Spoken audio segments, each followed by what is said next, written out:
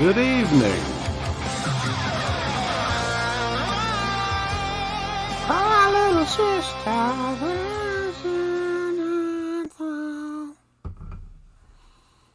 Well, hello. How's everybody doing out there tonight? Welcome. I'm the Creepy Kentuckian, and my co-host for the evening, Garrett, is on his way. So we will get started in just a second. Got some faithfuls in here tonight. Anthony, what's going on, man? George, or Jorge? I'm not sure if it's George or Jorge. Let me know. I've always wondered that. How you doing, man? Grande, the Nightbreed Debacle. That would be the second year, I think. I'll have to double check, but I can't even remember the year it came out. I know it wasn't the first year. So that'll be like the next show that we do. Woo! What up, dude? Not too much. You doing all right tonight? What a cool. This is a cool backdrop, dude. You're so clever, Wes. You know? Yeah. I work hard every day. I get paid to do this. So yeah, dude, it's funny that that video I did with Uncle Bill for my channel is like one of my top viewed videos right now. Well, my top videos right now. Uncle Bill, he brings the I guess people. So. It's got like a lot of likes and shit, like just in compared to like what I normally get. What the fuck? I hate this thing. I got one of those like ring lights with and the holder is brutal, dude. It sucks. Yeah, I've got a ring light that I'm gonna have to replace. It's got like a short in it. It's over here, and I've got another light over here. Nice. And then this monitor here. See, you know. So, let me see. Let me see what this looks like if I was to put my lights off here. Let me see. Sure. See if it looks better or worse. It's a trial and error type deal with the lighting. Yeah, it looks pretty good. Looks pretty good. All right, that it matches yours better. That's what I was telling Uncle Bill's asking about the lighting thing too, and I'm like, because I think that he puts too much light. And he's like, "Why? You know, how can I fix the lighting in my videos?" And I'm like, "Well, just turn it down just a little bit. You know, turn one of the lights off or something." Yeah, you don't really, dude. It really is trial and error. Hold on, like this is like I'm still kind of in like the trial and error phase, and I actually had a kid that I went to high school with message me the other day, and he's like, "Oh, I checked out one of your videos," and his job is he runs like a media video, whatever, and he goes, your lighting and shit looks really good. What are you using? And I'm like, dude, coming from you, like I appreciate that because I don't know what the frick I'm doing. And I'm like, to be quite honest with you, I bought like all this expensive shit, like I bought like the camera, the big stage lights, and dude, I ended up right now I'm using an iPhone and a ring light. Like I can't believe I spent all that money and I'm only using this. Oops, that's not good. That's not good. Yeah, the whole lighting thing, you know, you could spend like a whole evening trying to perfect it and all that. It is what it is. I mean, hell, at the end of the day, even 5-6 years ago, if you could have asked me if I would have even cared about lighting a YouTube video, I would have been like, what? But it's a big thing now. I mean, it's more, I think a lot of YouTube anymore, it's more about the presentation, the presentation of it, the technical side of it, rather than what you're actually talking about. It seems like to me, because there's one guy, I'm not going to say the name, I'm not going to pick on him, because God bless America, he's like unbelievably popular. One of the most popular, I think maybe the most popular horror YouTuber. I mean, it's okay. The production on it's like something you'd see on TV, but I mean, as far as the content goes, right? You know, but whatever. All right, let me just try all this here. I blame James, the Nintendo nerd, for that shit. You know what? Fuck, come on, man.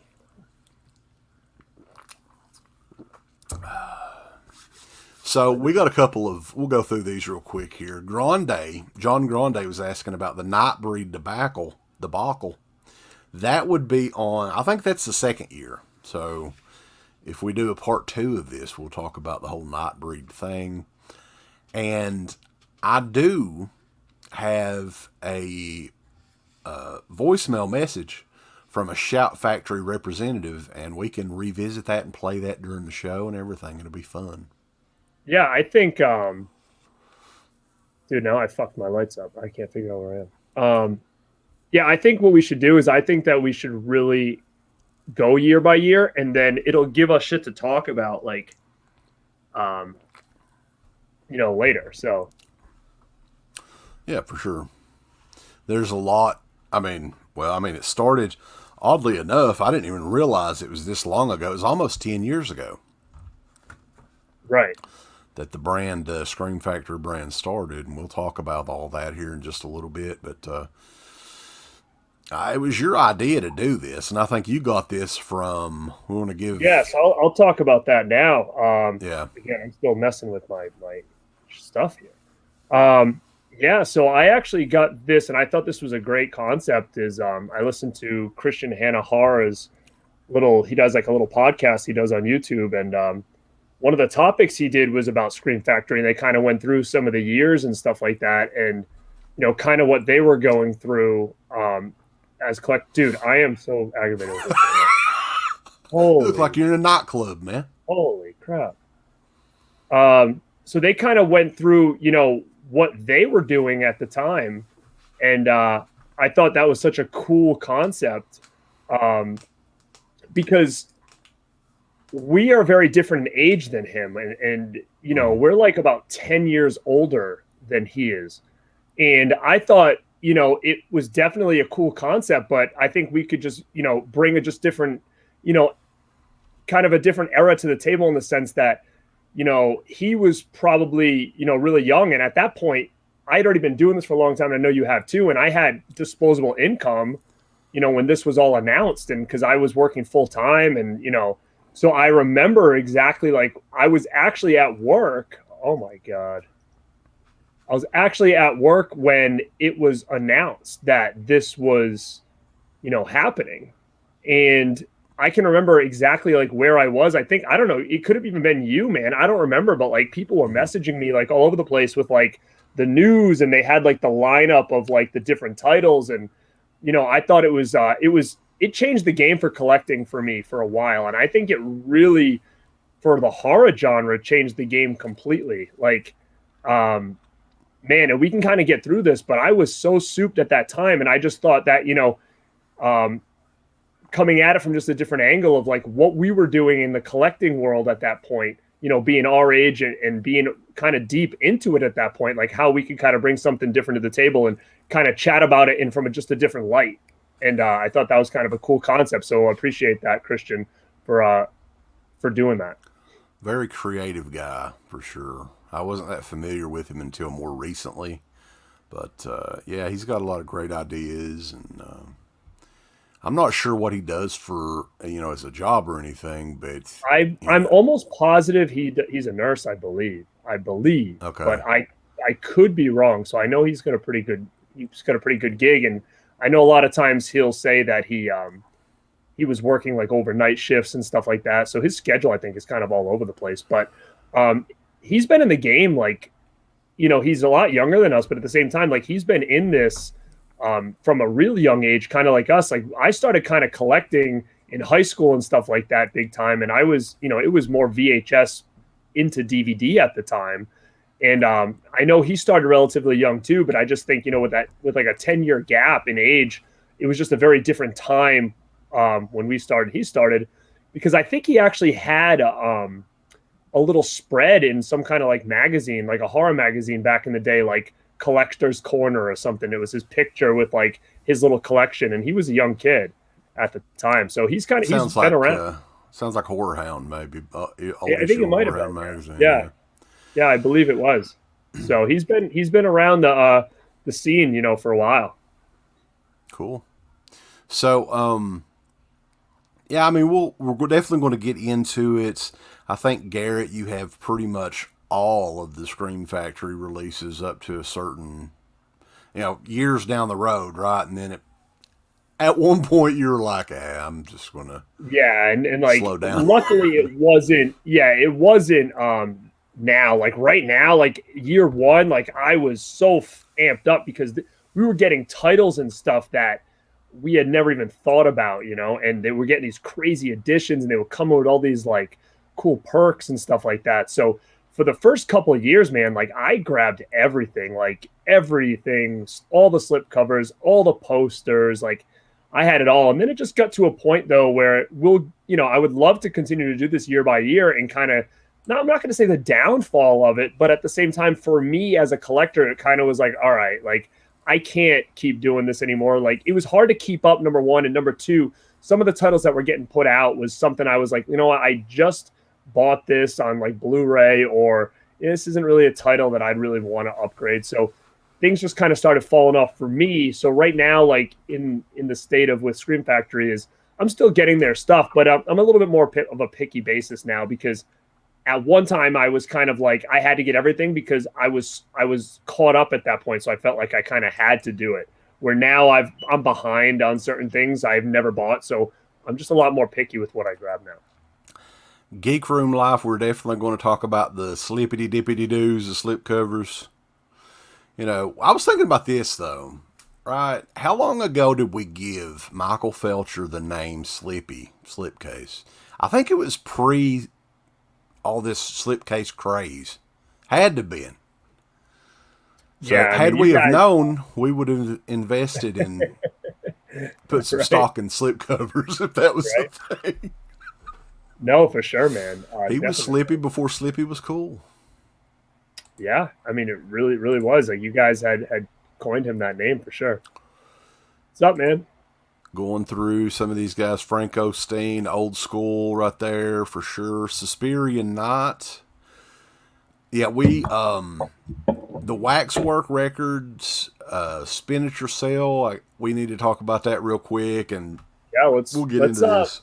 Let's get into some of the news over the last couple of days, and then I would like to, before we start, and I know that we could be here pretty much all night, so we would have to kind of hurry, but I would kind of like to talk about when Shout Factory kind of was getting into like the horror genre, because I have a lot of stuff here where it was kind of the precursor to Scream Factory, and I'd like to just kind of talk about those really quick. For sure. Yeah, I mean, it's not, I don't think it'd be too bad. They did release a lot of stuff the first year, but most of these movies we've talked about already, so. But yeah, as far as the Waxwork Spinnature Sale, my take on that is it's some sort of licensing issue. And because it came out of nowhere, that they're doing almost like a fire sale now. And I'm thinking closer to June 30th, the prices on these things may go down even more. Yeah, I think you were kind of dead on. There's got to be a reason. You don't just release these, have the hype, and then all of a sudden they're on like this huge 50% off sale. Like it doesn't really make sense, because, think about how long it took for us to get these things. Like maybe there was a reason. I mean, who the heck knows why? But I mean, there has to be some issue, because there's no reason this would be, this would be just like they're giving these away at this point. John Cressup says that he paused Axe Giant to watch this. That movie is a real piece of shit. Thanks, brother. They have a movie coming out called The Murder Hornets. Somebody made that movie. Wow. Yeah. Yeah. I saw it on my feed. I was like, holy shit, that's killer. Near Dark, that's another thing that we could talk about. Studio Canal, I think they're in the UK. They're doing a 4K edition. The movie Near Dark, I think Lionsgate did a Blu-ray release of that about 10, 11 years ago at this point. It's been out of print for quite a while, so that's pretty cool news. Yeah, it's definitely cool, man. I mean, Near Dark needs it. The Blu-ray is okay, but it was bare bones, and it needs a proper edition. The edition that they had from Anchor Bay was killer, man. Like, they need something just as good as that, but upgraded for sure. I can't wait for that. Christopher Oswald Prater says, pretty sure Felcher got the name Slippy when Monster Squad was released on DVD. So this was all the way back 2007. Wow. It's the 20th anniversary of the Monster Squad.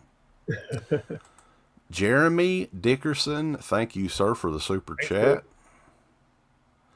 Magic Spells is talking about he is a slipcover fan, but why do you guys think slips are so popular now? Is it really that important, or is it mostly hype? Well, at the end of the day, it's not really important. I mean, it looks cool, I guess. I think that's the big part of it, and they're collectible. Yeah, I'm going to tell you, I am not necessarily a slipcover fan at all. I'm going to say I like slipcovers mostly for Vinegar Syndrome because, in my opinion, the slipcovers that you get with their items are not just a piece of cardboard slapped over the front. I mean, they're literally like artwork, and they're thick, and there's a little bit something to them. I'm not nuts over it. If I get them, great. If I don't, no big deal. I think with slipcovers, more or less, though, with Scream Factory is kind of where my slipcover thing became something because every collector's edition had a slip, and that kind of almost set apart the collector's editions from the regular editions. So that's why, for me, Scream Factory was super important with the slipcovers because it was the difference between, hey, it's a collector edition and not a collector's edition. So that's why I like it for Scream Factory items. That's why I feel like if I get a collector's edition, I need it for Scream Factory, because if I don't have it, then I just feel like it would just be weird because I've already started this far down the road. But any like other mainstream titles or anything like that, like, man, I actually take my slipcovers and I toss them in like a box, and they're just in a box somewhere, because for me, it's kind of like I'd rather just have the extra shelf space, even though it doesn't take up much. But I'm thinking, well, 300 slipcovers, maybe would get me one more DVD in that, or Blu-ray in that shelf. So I don't really care for them too much. That's true. Roland 666 asking about if we knew about the Amazon buy two get one free sale. Yeah, I think I was talking to you about this earlier. Yeah, I Target haven't even has checked that it as out. well.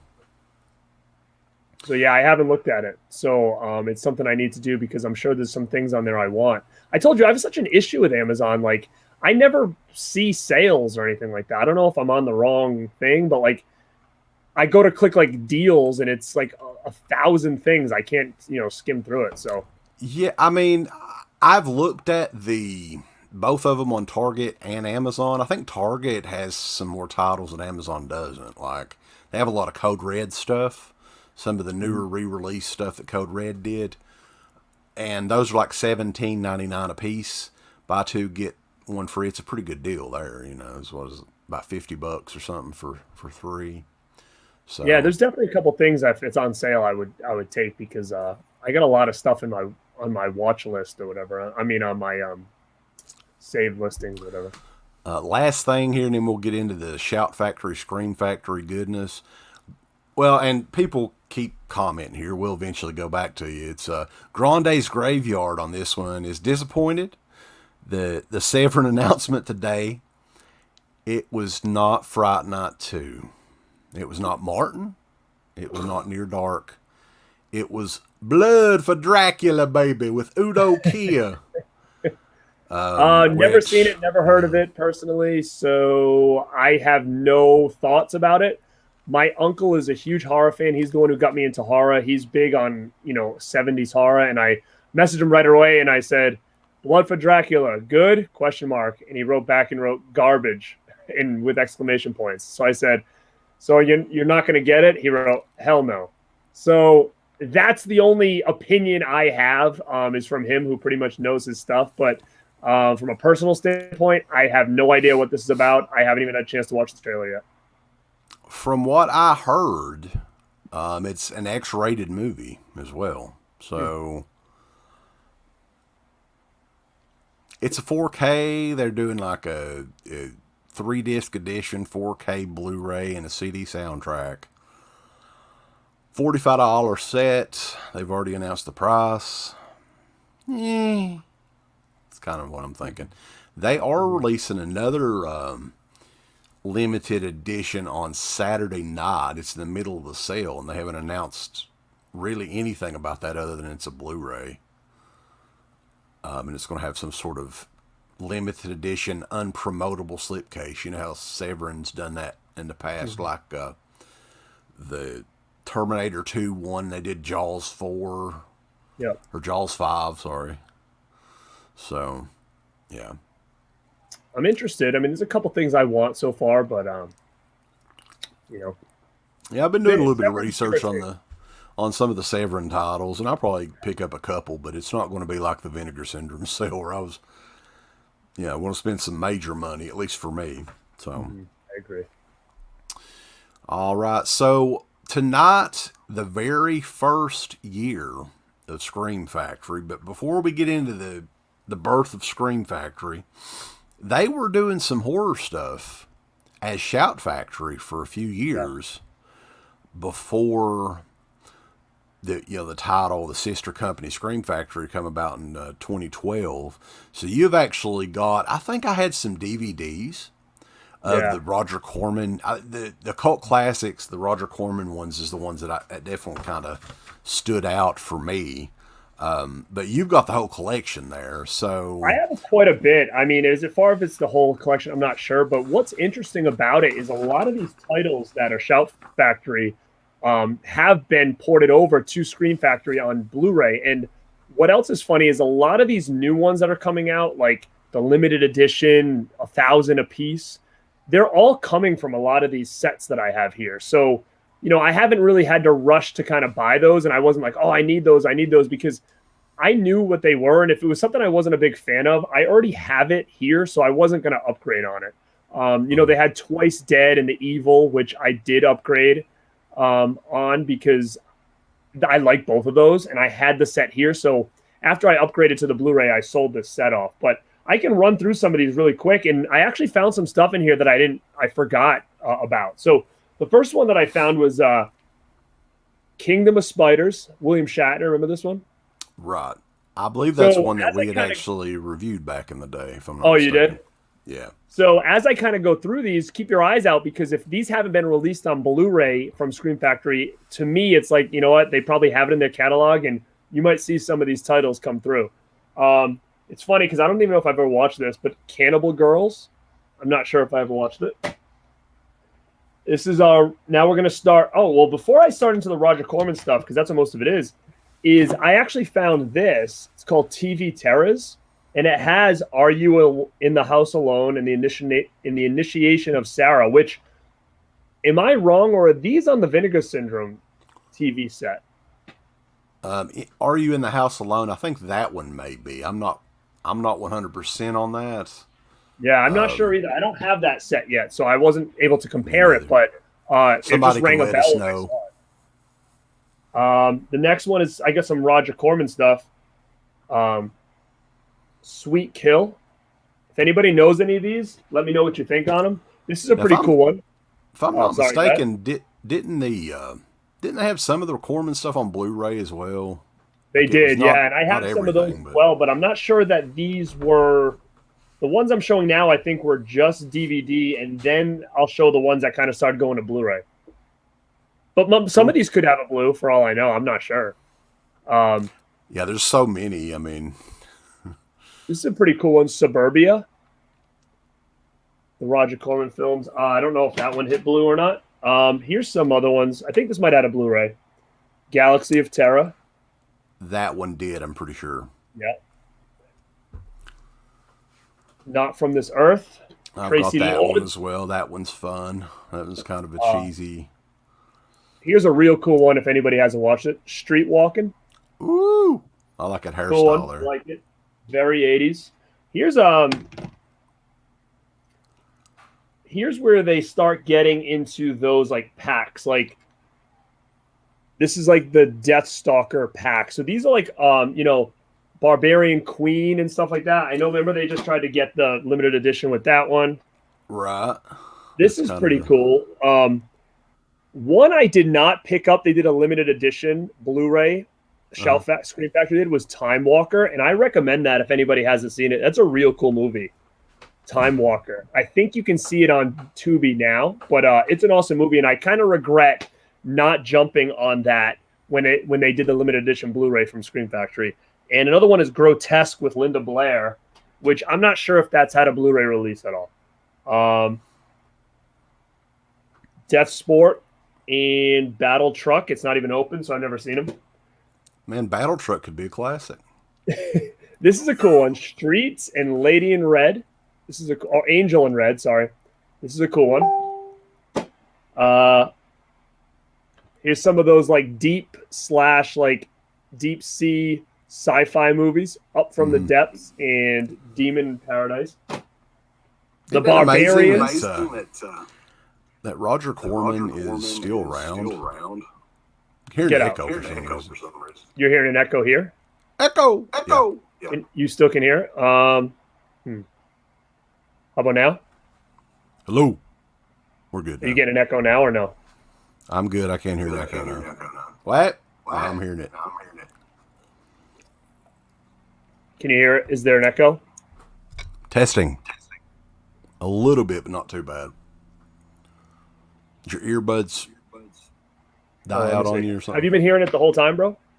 No, just now. Let's see. How about now? Hello. It's low, but I can kind of hear it. Okay, hold on 1 minute. Must be my ear things.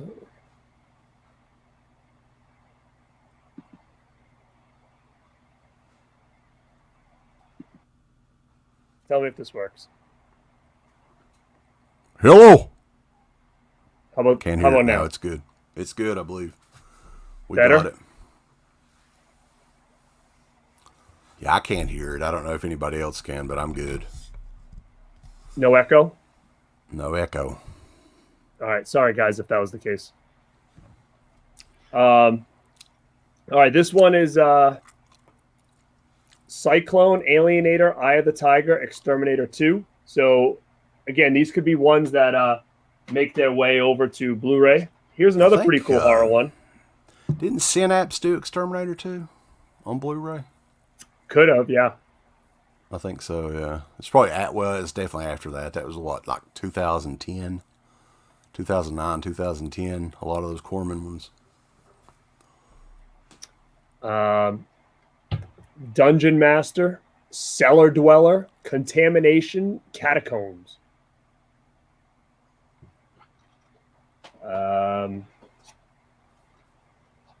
I think these ones already hit blue. What's the Matter with Helen, Godsend, Vagrant, Outing. I think I have some of those on Blu-ray, actually. Yeah, the Outing is with... the Outing and the Godsend, I think, is a double feature on Blu-ray. And then Arena, which is a cool one. Eliminators, America 300, The Time Guardian. Those are all the... Oh, no. And then the big bad boy, the Slumber Party Massacre Collection. So it's got all of them on this. Right. So this is pretty cool. So this was like that... I mean, I don't know because I haven't really watched them in a while. Mm-hmm. But you're going to be fine watching movies like those on DVD. I mean, unless you're hardcore, the picture quality on those is not going to be that big of a difference. Yeah, it's not too much. I mean, this was a great addition. When this came out, it was a big leap from the ones that we had before that were like those old school. I forget what company put them out, but oh yeah, New Concord or something like that. I think it was Corman's company. Yeah. I was just pissed that the Sorority House Massacre movies weren't on there. Because the old box, it sucks. Yeah. The box set that Corman did was now if you could find it, I don't know how many of them they made. It had all of the movies, like I think it's 5 total in a box set. Oh, they had a full set. I have all of them singles on DVD from that collection. I have all the whole line. But I don't have it in a box set. It's just single releases. And then I have this, and then I have the Blu-rays as well. But what I wanted to kind of talk about is with this edition is it kind of led into what Scream Factory was about to do. And because I had pre-ordered the Slumber Party Massacre, I think it was only on DVD, I got like a little perk with it. Like you got like a little promo item. And it's, I'll show it right here. It's a Slumber Party Massacre pillowcase that came with that DVD, and I think it was a very limited quantity. So I thought that was a pretty cool item, and that was kind of like the beginning of their, like, you know, the posters, the limited edition stuff. If you pre-order it from their website, like, it was kind of a little perk you got. So I don't know if anybody else got that, but if anybody is interested in that item, I'm looking to part with it. So I'll just throw that out there. The Slumber Party Massacre pillowcase. The pillowcase. It's been in my collection for a while. Yeah, I do remember the pillowcase. It seems like early on there they were trying different items, but then they just kind of stuck with, you know, the posters and stuff. Yeah. I got a little bit lazy with it, but as much stuff as they were coming out with, you know, you couldn't do a whole lot special for each release, you know. But you have to be really creative. Definitely not. No, definitely not. And then we kind of got into the Blu-rays. I'm not sure when this one came out. It might have been before. It's a Shout Factory title. It's a cool movie called Fear City. So that was a Blu-ray that they came out with. I'll look really quick. I think these are all the Corman ones now. No, I want to shout out this one.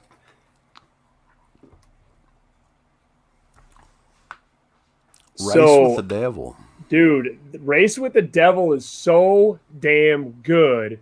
If anybody has not seen that, I think this might be the only way you can get this on Blu-ray. I think. Is if that anybody out knows of print otherwise, now? let me know. I don't know if this is out of print or not, but this came out, I believe, before Scream Factory was announced.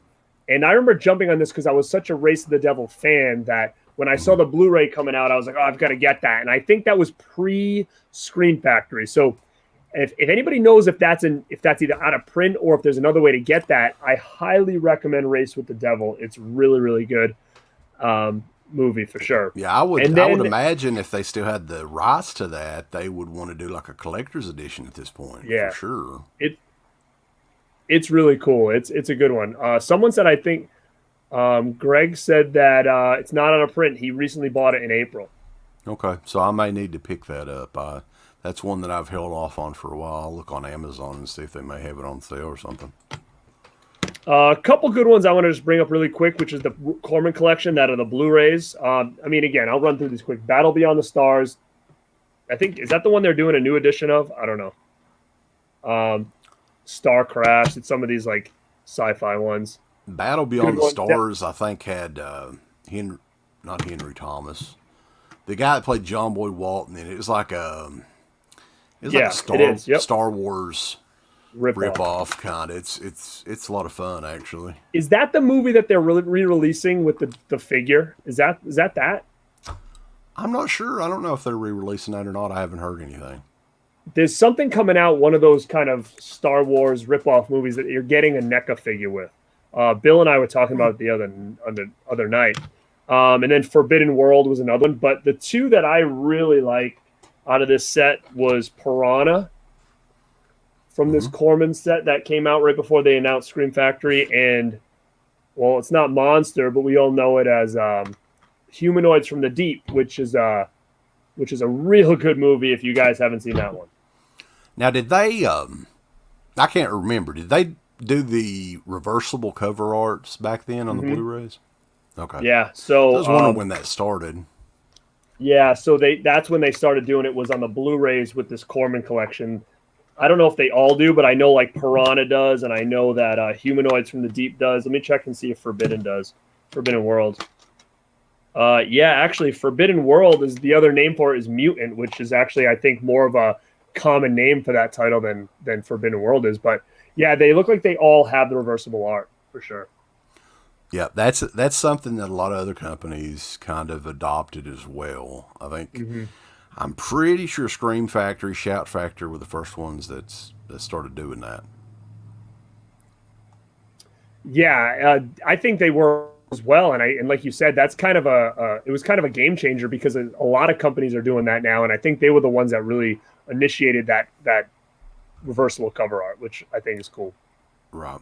Did you hear anything about? Let's see, where have we got that on here? Somebody was saying that Damien was saying Kevin Smith's working on a reboot of Race with the Devil. I haven't heard about that.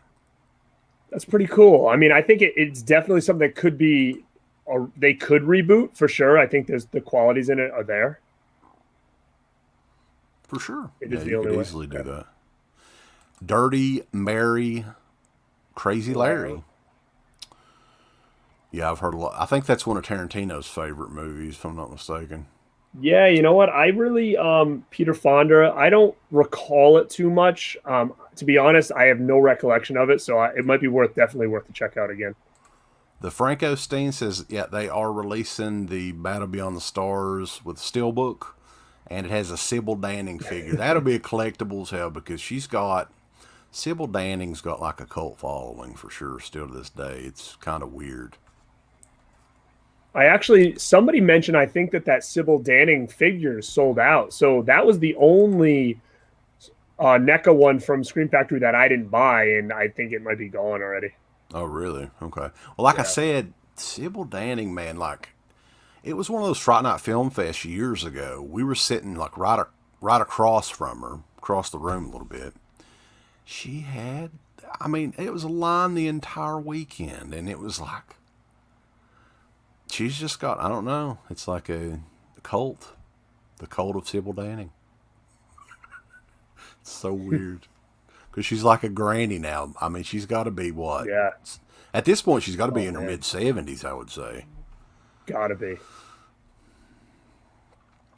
So,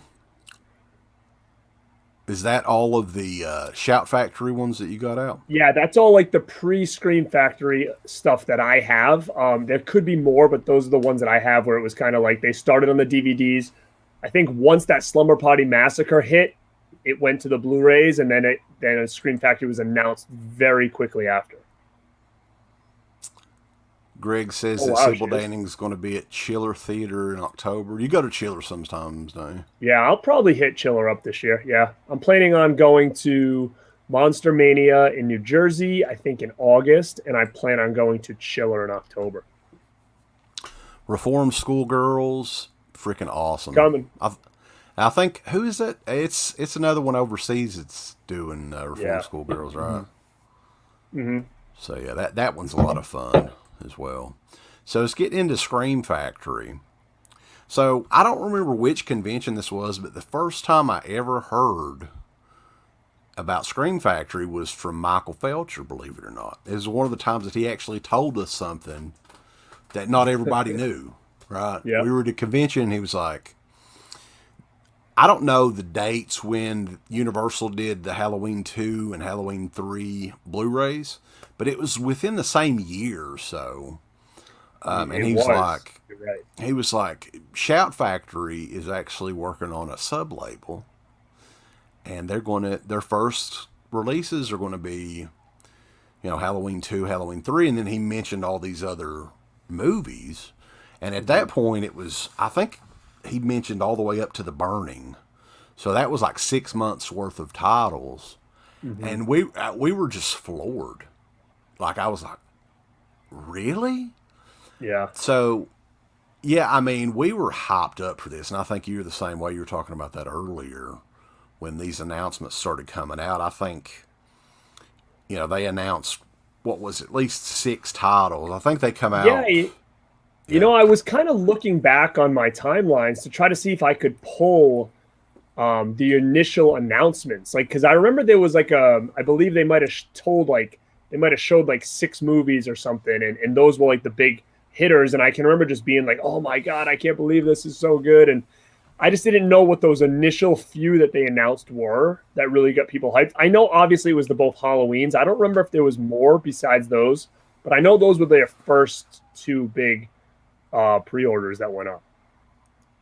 Yeah, I mean, I'm not 100% certain, but I'm thinking, the first 5 or 6 they had already announced together, and then they were spacing a couple out each month through the fall of 2012. So, the first 2 releases, like you were saying, we'll go ahead and get into it. A lot of people were thinking that there's never going to be proper editions, a little shit ass back there, of Halloween 2 or Halloween 3. as far as extras, commentary, stuff like that. I'm not sure if the Universal editions had a commentary, but I think that most of these titles here, we were never expecting to see special editions of those coming out from any company in the United States, at least. Oh yeah, it definitely was a game changer, and I actually think that Halloween 2 and 3 were also the only two Scream Factory titles to go to DVD as well as Blu-ray when they were originally released. Yeah, it was weird. They did that with quite a few, I think. Did they? I remember those two being the two big ones, but they could have done it for more. I definitely remember seeing the DVD of Day of the Dead in Walmart back when it came out. It was actually... Okay. So I don't know if they did it for every one of them, but off and on for at least, what was it be? Probably the first year or so. Some of the bigger titles had DVD editions with the slipcover as well, which is kind of weird to think about now.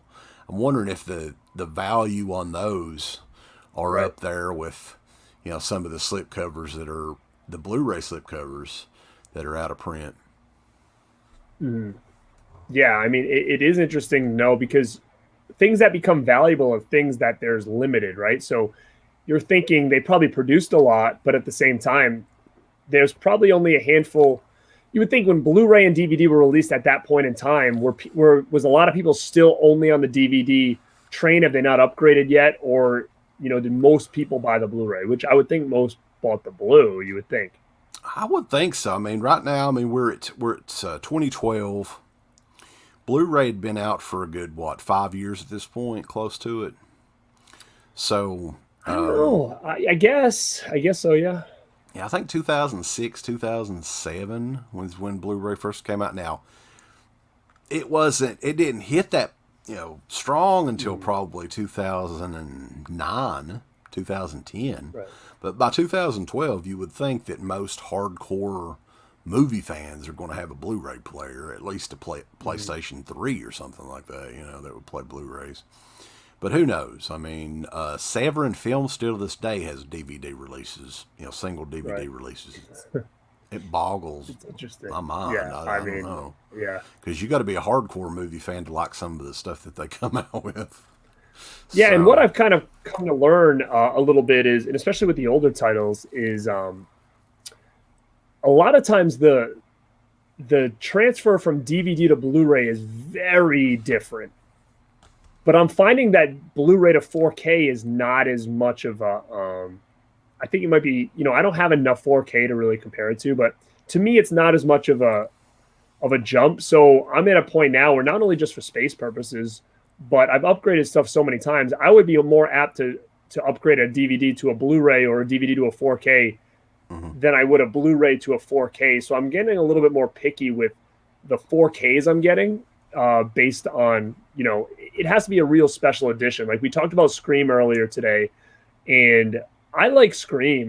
But I don't love Scream enough to buy just like a standard 4K just to have the 4K when I have a Blu-ray box set, which looks far superior than the DVD. But I just don't think that the upgrade is going to be there as far as quality unless the new edition comes with like some kind of like special box or some kind of special features or something like that. I don't know what your thoughts on that are. We just got a 99-cent super chat from Aaron Fry. I just want to say that. I love it. So, also something else though about some of the early releases too, and I come here of just messaging the guy this evening, but I didn't. A lot of the early releases, the artwork was done by Nathan Thomas Milner, who did a great job. Like this one in particular, I love this freaking cover, the Halloween 3. Oh, that was one of like the 3 or 4 that I grabbed here. And we'll show a few more of the ones that he did. But like, it seems like after a point there, they quit using him. Like, I don't know if they just go with different people or what the deal is with that. He was doing a lot, but I also think it was starting to get some rounds because, like I said, I have a lot of the posters. So, for instance, a lot of the posters I've sold. Some I still am hanging on to, like that Halloween 3. I still have that. I think it's a great poster. It's very rare nowadays, so I'm kind of hanging on to it. But as you start flipping through the posters, you see his name come up quite a bit on the posters. So he was around for a while, but then they started trickling in like other names as well. But in my opinion, I always thought that his artwork was the best because as I'm kind of scrolling through it, I'm like, oh, I love this one. And every time I look and it's Nathan on there. So yeah, he did a great job. I actually, because we were talking about this on the show back in the day, we were like, my dream edition was a collector's edition of Madman from Scream Factory, right? Mm-hmm. Never happened. But I did, maybe I'll post a picture of it. I did commission him to do a Madman drawing back in the day. And I was originally going to get it as a tattoo, but I kind of pussied out on it. But still, I would have loved to have seen, I think he's done a couple of Madman pieces. This is still just in, just black and white. That's it's just cool, man. The inked piece. But yeah, I think that was one that we talked about for a while on the show that never, of course, Code Red freaking come out with it. Mm-hmm. And Vinegar Syndrome did a pretty good release, but we're still waiting on that slipcover. Yeah, I know. So we were talking about Halloween 2 and 3 though. They did do some limited edition items on those. You were talking about the poster before. I think that was the very first poster, right? Well, it had to be. Halloween 3 was the first poster. They actually did not do a Halloween 2 poster. So a lot of times you'll go to conventions and you'll see that Halloween 2 poster hanging around, but it's all bootleg. So they didn't do a Halloween 2 poster, but they did this. Awesome. Put that on, man. You be a nurse. There you go. So, yeah, they did this Haddonfield nurse hat. That was the item that you got with the Halloween 2 instead of getting the poster. And, man, at the time, I was hyped for this. I mean, I still have it. It's in perfect condition. I have this thing actually displayed on a shelf with some Halloween items. But I always thought it was kind of cool. It's made of cardboard. It's not great, but it was a cool little thing. It was different at the time. Like, you weren't getting anything like that at the time when it came to Blu-rays. So, I'm super cool with that. I don't know if that thing's valuable now or not, but that was pretty cool. Some of the titles we're going to be talking about here, Greg mentioned they did have DVD counterparts. On the list here, I know that there were a few that was Blu-ray and DVD combos. So the weird thing is a lot of these had separate DVD editions, and the Blu-rays were Blu-ray DVD combos. That's kind of weird. Mm-hmm. That's right too. You're right. A lot of these are DVD combos, I believe. Yeah. A lot. But I mean, if you think about it, like DVD at that point in time was kind of it's still around, but price-wise, what would be the price difference between the DVD Blu-ray combo and just the DVD? You would think that... I don't think there was much. That's why I think that, yeah. And that's why, you know what, it's even... like Halloween 2 is a combo. So what would a Halloween 2 just DVD? You know what I mean? Like you said, like maybe that's a rare item or pretty valuable because, like you said, why would you buy just the standalone DVD with a slipcover when you could get the Blu-ray and DVD combo with the slip, So how many people were really just getting the DVD, which would be interesting to know. Geek Room Live saying that DVD is still beating Blu-ray in sales. That's kind of interesting. I just saw a good question here. James Hester said, now what's funny is when Wes was bringing up the Nathan stuff, this popped into my head as well. And then I realized that it was a Fright Rags issue, not Scream Factory. You remember this because I can remember the big scandal. DeadPit was talking about it back in the day when I was listening regularly. And I remember you guys talking about this. Remember that guy that like stole the Phantasm art and like from another artist and was like making shirts or whatever? Yeah. That's what that's the first thing I thought of as well when we were talking about the prints. And I remembered it wasn't Scream Factory. I don't think it was a Fright Rags issue, I believe, right? Yeah, I mean, there was all kinds of those back in the day, like Justin Osborne was another one that everybody was on to about I think it was the Prince of Darkness artwork. Do you remember that? No, I don't remember that one. But I mean, maybe he's right. Maybe because he did the Prince of Darkness. Did he do the artwork for the Scream Factory release? Was that Justin? Yeah. Mm-hmm. Okay. So maybe. Now, I mean, basically, it's just a different style of art. I mean, the artwork that Justin did was based on photos where he would use, I mean, it's kind of a regular thing now with all the iPads and stuff like that, where you would use the photo as a source and you would alter the photo around and add some art and stuff around it or whatever. And that's kind of what he did. Whereas Nathan hand drew all that stuff.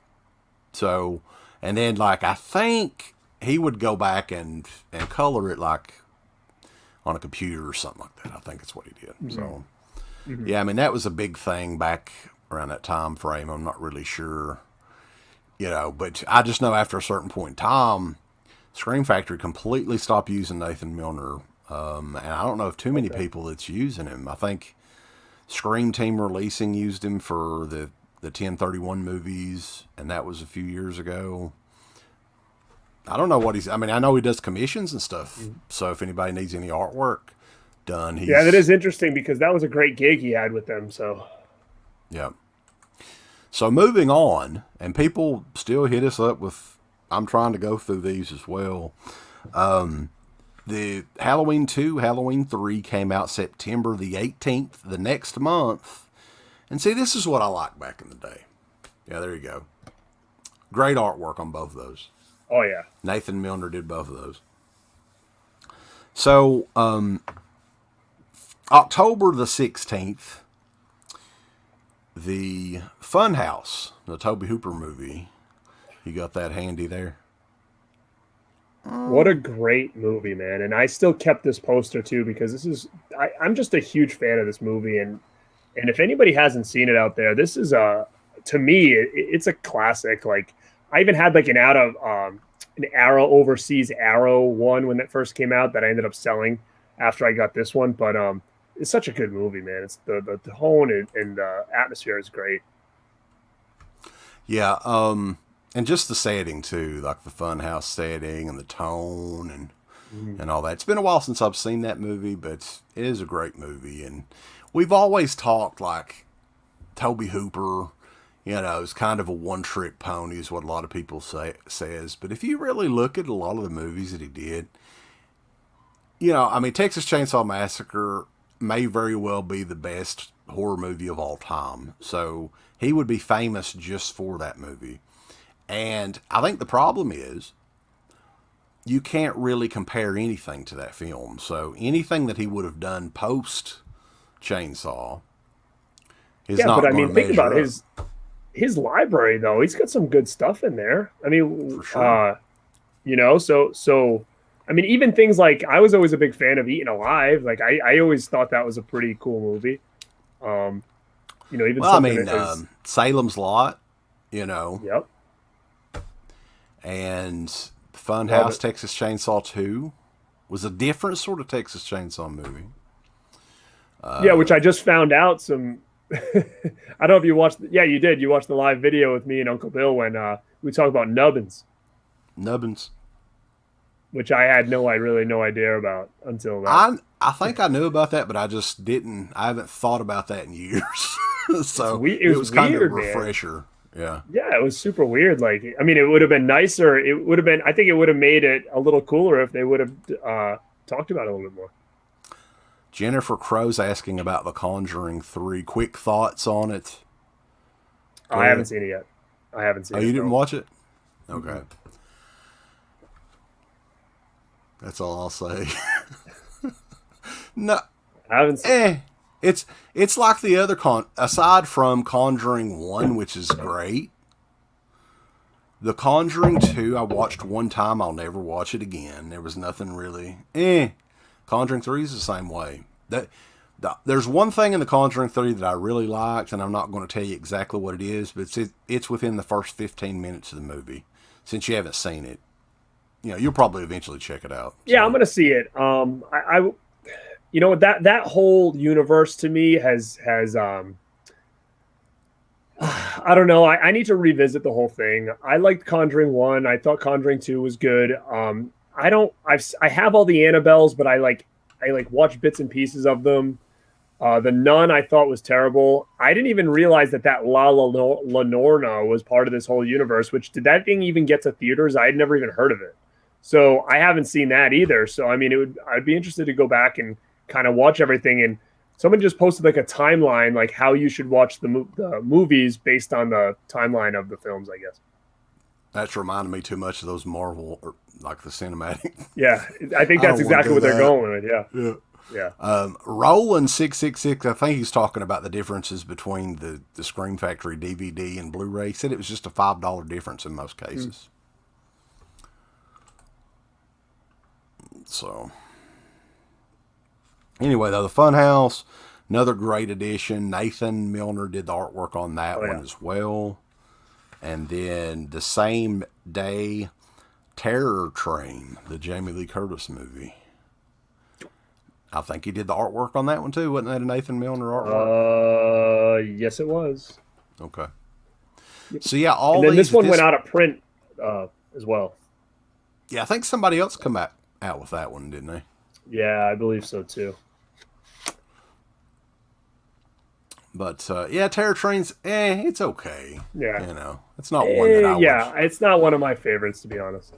Yeah, of the Jamie Lee Curtis movies back in the early 80s, you know, late 70s, early 80s, that's the worst one, I think. Yeah, I would have to say so. Yeah. So those were for October. Did they did posters for those or no? They did, yeah. Okay. And again, if anybody is as we kind of go through these, if anybody's a big Scream Factory nut or, you know, poster collector, if there's anything on here that you see that I might have a poster for and you're interested, hit me up, because I'm slowly kind of getting rid of some of them. I'm keeping some, but I have a whole portfolio. I've been selling them off for the last couple of years. So I don't know what I have in there left, but if anybody's interested, message me and I'll see what I got. Hey Dude 607 super chat. Thank you, sir. He said he loves the podcast on Spotify. Yeah, I'm trying to put up more podcast editions. A lot of these shows that we're doing. I think this Friday I'm going to put up the worst slasher movies of all time. So that one will be putting them up a little bit delayed, but the audio version. A lot more people seem to like check those out. Just, I guess, driving in the car, need something to listen to or whatever. So, but thank you, sir. So November the next 6th, title is going to be a good one. Yeah. Yeah, a lot of people was excited about this, and Scream Factory early on, I mean, they were working a lot with Universal, and they would go on to do, you know, Warner Brothers and MGM and all kinds of major studios. They'd get these licensing deals from. So from Universal, They Live, the John Carpenter movie, everybody was hyped up about this one when it came out. Yeah, so it's interesting about this one because I think this was the first time that the poster deal sold out on their website. So that poster is worth a lot. I even think this slipcover is pretty valuable with the little buy sticker on it. I sold the poster for this movie for quite a bit of money. What did you say? So I want to sell it. Well, they've got the 4K out now. Well, that's the thing. So I have the 4K. I haven't even watched it yet. But so a part of me has been like, oh, I should just try to get rid of this. But then there's going to be a hole in my thing. I don't know. Eventually, maybe I will. But I did sell the poster for, I think I sold it for like 120, probably 2 years ago, maybe 3 years ago. The poster for that one. Because that was the first poster to go out of print on their site, and I know it was very sought after. I don't know if there was maybe a little less prints of it. I don't know. I don't know the backstory on it. You would know this though. When they first started doing the posters, they folded them, right? Weren't they folded posters? Yeah. When did they start putting them in the tube? Not for a while. I'm gonna say we're going on a couple years. Like, I can remember one of the first ones I got rolled was like Trick or Treat. So I mean, I could go back and look, but it was quite a while before they started rolling them. And then they were going through some issues with that because the way they used to send them out was in these flat things, and they had the DVD and stuff in there. Then they started rolling them. Do you remember the debacle when they were rolling them and like in these like paper tubes, and they were just getting destroyed every time they got to your house? There was a couple times I was, especially those like lithographs. Like I sold all my lithographs, and like every one came to me, and it was like damaged pretty much. The Creep Show, they had an issue with the Creep Show ones for sure. Yeah, that one was like completely torn, and they wouldn't refund. They wouldn't send me a new one. Yeah, it was brutal, man. Mine was torn in half. So whoever was packaging those up, man, they did not give one single fuck. I mean, they were just yeah, it was bad. Because really, the replacement ones that I got weren't even in that. I mean, the thing with the material on the lithograph is it's a lot more fragile, I guess. I mean, you can't really, I mean, you can easily fold it or whatever, crease it. Right, like they were even hard to roll. Like once you took it out, you know what I mean. Like you try to roll it, and it would it would almost crease in a way. Milner did the cover for the Gates of Hell Scorpion release. Okay, so yeah, he's doing some stuff, but interesting that they don't get him at all for Scream Factory anymore. No, I wonder what the story is with that. I could have found out, I guess. He's a really nice guy. Have you ever met him before? Yeah, I have. Yeah, I met him once at I think it was I went to Horror Hound once, and he was there with a little table. Yeah, he was very, very nice. So, yeah, They Live, that was actually the only release for November. That's a great movie, man. Like, Roddy Piper's role in that's really what made that. If he wasn't in that movie, I don't know if it would be a cult classic. Yeah, I love it as well. I'm a big fan of it. Like you said, it's kind of cool to see Piper in that kind of role because everything else that he did just wasn't the same as that. And I don't know if it's a John Carpenter thing or whatever, but super cool movie. And it really, it's kind of relatable now when you really think about it. A lot more now than even when it came out. Mm-hmm. Oh yeah, for sure. I mean, it's definitely a cult classic. In December, they would release some standard editions for the first time. Mm-hmm. Death Valley and The Island, which I don't really remember either of those. I've got Death Valley. I vaguely remember it. Death Valley's got the boy from Christmas Story in it. Ralphie. Yeah. And to be honest, I don't remember The Island too much either. I know I did watch it when I got it, but I kind of forget about it. It's like a Peter Benchley story too, right? He's the guy that did Jaws. The novel. I wish I could remember exactly what it's about. Pirates, maybe? I forget. But yeah, those were the December ones. It's kind of, I guess, a dead period for horror, really. But they would come back in January of 2013 with one that, at this point in time, I don't think it had even received the DVD release, right? Nope. So this is Wes Craven movie Deadly Blessing. Came out on January the 22nd. This was a big deal at that time because I remember for DVD, I had like a bootleg for years, and this was really sought after. And I don't remember if it had never had a release or if the release that it maybe had was just so out of print nobody could find. I don't remember, but I don't think it had a release on DVD. So this was a big deal at the time to get this. And I think that's another one I still have the poster for, I believe. Okay. So yeah, that one, Michael Berryman's in that one, I believe. And, yeah, Michael Berryman's in it. And the big famous thing with this one is that the Craven kind of teased he got the shot from Elm Street with the glove in the tub from this movie here. So basically it's like the same shot. This came out before Elm Street, but it's a snake coming up between the girl's legs, not the glove. So he basically rehashed that same shot, but with Freddy's glove, which was always kind of cool. Mm-hmm. So, yeah, Sharon Stone's in that? Or am I thinking of something else? No, I think she's in this one. Let me see. Okay. Some of these movies run together. Yep, she is. Okay. Yeah, that was the January release. They would kind of slow down for a little bit. The February, there were a couple ones in February. The Nest. Do you have that The one? Nest.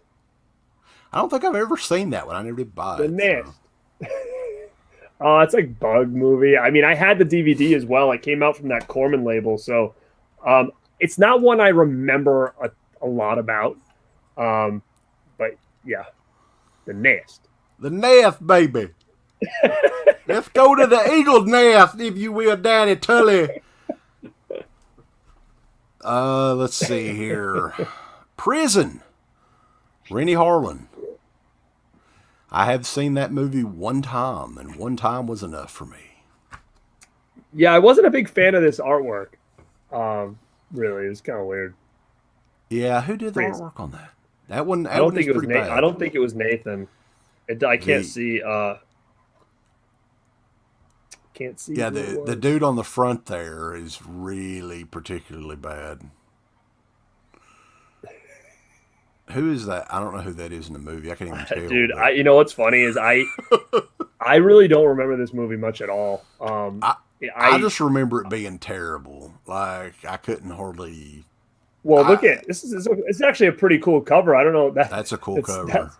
Yeah, should have went with that cover. Funny, this is so bad. Like the slip is so bad. But that was one that I'm pretty sure that one never came out on DVD either. There were some purists that were kind of hopped for that. Oh, man.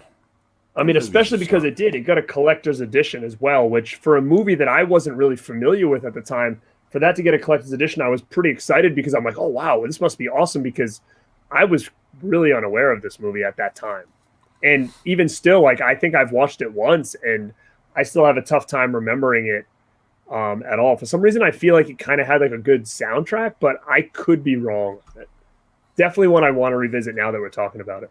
Yeah, I mean, it may be worth a rewatch. I just remember the one time that I watched it, I was not a fan of it. Mm-hmm. One that I do remember really enjoying, but it's another one that we may need to rewatch. In February, they also did the double feature of Terror Vision and The Video Dead. I like both of these movies. My buddy Chris is like a huge Video Dead fan, so that was another one when this came out. It was pretty hyped because that was another movie that I had a bootleg of that never saw the light of day, I believe, on DVD. So when this was released, it was a big deal, and he actually kind of gave me a heads up on it because he was involved in this release actually. So really, I'm trying to see if he's on the back here. I don't see him, but he did some stuff on here as well. He helped out on this release, so I knew this was coming early because he's a huge fan of that. So he kind of helped almost kickstart that whole thing. Yeah, you probably know Chris McGibbon if anybody knows that name. I don't know if I've rewatched that. I remember watching both of these when they came out. I think we reviewed them for the show. Mm-hmm. But I definitely remember enjoying both, and I should probably revisit both of those. Yeah, I think you should. March, we're all the way up to March. From Beyond, the Stuart Gordon, Jeffrey Combs. It's a cool movie. Yes, it is. This is a cool one. From Beyond, it's... if you like Reanimated, you're going to like this. Think instead of green, think hot pink. This is really cool. I actually have this poster signed by Barbara Crampton, but it's away now. But yeah, cool movie. Yeah, that's a good one. Very 80s looking. Mm-hmm. A lot of neon. A lot of fun. I remember this year, though, because this was right near my birthday at this point in time, and I was so excited. Because one of the artwork on this next one that really got you hyped. Yeah, it's one of them that I grabbed too because I still I don't get it, man. I do not get why they went with this. Like it's not. I would have just so. If I was in a board meeting or something like that, I would just, fuck it, and we'll put this as a slipcover. Like, how badass would that have been? All right, such a great one, man. Boom. Yeah. But the ball is awesome. Back, baby. Yeah, so Phantasm 2, I've talked about this movie quite a bit. But I love Phantasm 2. It's really more of an action movie than the first movie, like a just straight up horror movie. So it's a whole lot of fun. I love all the Phantasm movies, but Phantasm 2 is, I think it's the only one that's kind of got that action.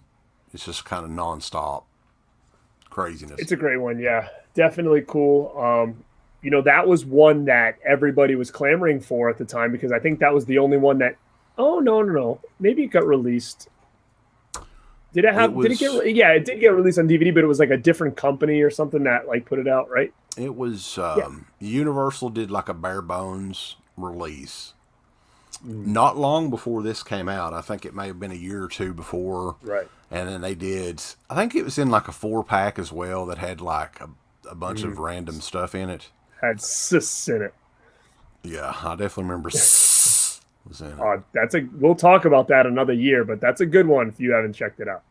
Going up to the ticket booth and say, "Yeah, I want 2 tickets for."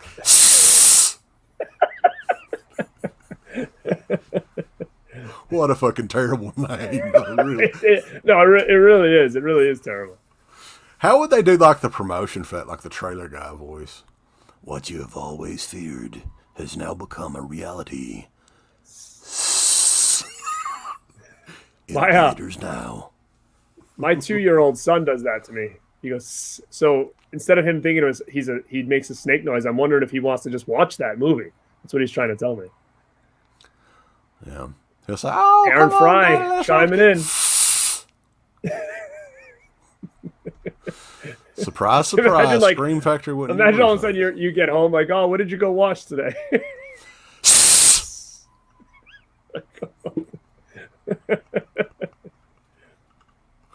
So yeah, the Phantasm 2 release was killer. It was just like the slipcover though, man. Like it was easily up to that point, it was the worst artwork that they had done for some reason. Well, the prison one was kind of shitty too. That was pretty bad. It's just like though that they didn't. It's almost like, okay, we have to have this slipcover done by 10 a.m. tomorrow morning. What can we do? And that's what they. Yeah. I mean, it is. And the thing about like a Phantasm movie, like there was just so much possibilities, Yeah, they do the lithographs for the 4K Steelbook remasters too. I think they had a lot of issues with those as well, right? Because all those were lithographs. Yeah, I mean, I don't even know. Dude, it's so funny because I feel like almost every lithograph I got, besides, I will say, the Halloween one when the box set came out, was in good condition. But everything after that was dinged up and whatnot. But then when I bought the Friday the 13th set, it came with a litho, and it was in good condition. So then I sold it. And, of course, it got destroyed in transit to the person who bought it for me. So I had to refund the guy. And so now I have it again, but it's destroyed. So, for some reason, those things are bad luck. The only release for April, which I don't know if you want to talk about this one very much, it's an American International Picture, early 1970, The Vampire Lovers. I've never watched it. Never watched it. You're hardcore. I've never seen it. Trying to think of a slip. It doesn't even have a reversible art. No, I've never watched this, so I can't tell you much about it. Yeah, so that's something more along the lines of they would have come out with, the Corman line or something like that back in the day, like the pre-Scream Factory stuff, because it really didn't go with the other titles they were releasing at the time. Mm-hmm. The other one that came out, though, gave everybody a major hard-on, if you will. And people still go on about this movie way too... I mean, it's a good movie. Don't get me wrong. Dude, it's a good movie. I grabbed it here because I love the artwork on this. This is another one that Nathan did. Yep. Great job on the artwork here. We're going to put him over a little bit. The Burning. But even the original artwork's killer, too, though. Mm-hmm. Look at that. And this one was a Blu-ray DVD combo pack, baby. The Burning is, I mean, it's a fun movie. It's a good movie. It is totally a Friday the 13th ripoff in every way, though. Mm-hmm. But this is one that a lot of people, I think MGM did do a DVD of this prior. They did, yeah. But I don't think it had that weird many... cover. Remember, it was like a weird artwork for it. Yeah, I think Felcher helped out on that DVD a little bit, if I'm not mistaken. I don't know what all was on there. I don't think there was very much. But yeah, I know he did a lot of work on this one, and that was one that a lot of people was excited about coming out. Yeah, I'm a big fan of that movie. One of their big sellers for a while there. I mean, George Costanza in a slasher, man. What more can you ask for? That's true. Don't you think the music in The Burning's very odd, though? It doesn't really even fit with the movie. Yeah, you know what? I'd have to probably rewatch it again to really Rick Wakeman think about or something like that. I just remember Glazer. The guy from Short Circuit too looks like he's 12 years old. Yeah, he does. So yeah, the Burning is. I like The Burning. I like Madman a little bit more. That's just me. And those movies have feuded for years and years and years, so I have to pick a side. Yep. You know. Mm-hmm. I mean, though, you know what? Though the Madman song at the beginning at the campfire is always, it's great, man. Yeah, I was talking to you today about. I just randomly look at crap all day at work. I work really hard at my job, and the guy that did, and people may not know this, the guy that did the Madman Mars theme song is also the guy that wrote the Reading Rainbow theme song. Now, how weird is that? That's super weird. He didn't perform it, he wrote it, but you know, it is what it is. You know what else is John in the chat just blew my mind. I was today years old when I realized that Glazer was the promoter that rips off Spider-Man in the first movie. I had no idea. That is so funny. Really? Yeah, Glazer. I didn't know that either. Oh my God, that's so funny. Good call, man. So the same day, though, this is on May 21st. Another one, I'm almost positive that this one was not out on anything before. And it was one that everyone had requested. I think it was a big seller at convention bootleg table. The Town That Dreaded Sundown. It's another one that I had a bootleg of for years. And what's interesting about this release was it came with the Evictors as well. So it's weird because it doesn't say it anywhere except on the back. It says special bonus, the Evictors here. Bonus death, baby. So I thought that was kind of an odd. Why wouldn't they just make it a double feature? But it's like you get it, but at the same time, it's, you know, Town That Dreaded Sundown. I mean, you did a single release for Vampire Lovers. Couldn't you just put it on a separate release? which they would later do, actually. Yeah. Did you rebuy it just out of curiosity? What? The Evictors, the single edition. No. Nope. Oh, okay. I remember when that came out, I was like, I'm not rebuying it. It's inside the thing. It's not worth it. Right, you know? right. No, I did not. So, continuing on here, we're about halfway through, I think. This is a really cool one that came out in June. This is one of those movies that I remember constantly watching with neighbor kids and stuff growing up. And for a long time, I couldn't remember what this movie was. So, ninja movies was a big thing in the 80s. You know, the early 80s, early to mid 80s. So, I was looking up stuff like, I would buy random ninja movies at Walmart. If they were in a 588 bin. At Disc Jockey, they had Disc Jockeys back in the day. It was a killer store down this area here. So they had American Ninja, Nine Deaths of the Ninja, Enter the Ninja. But the one I was looking for is the one that you're going to show us. Ninja 3, The Domination.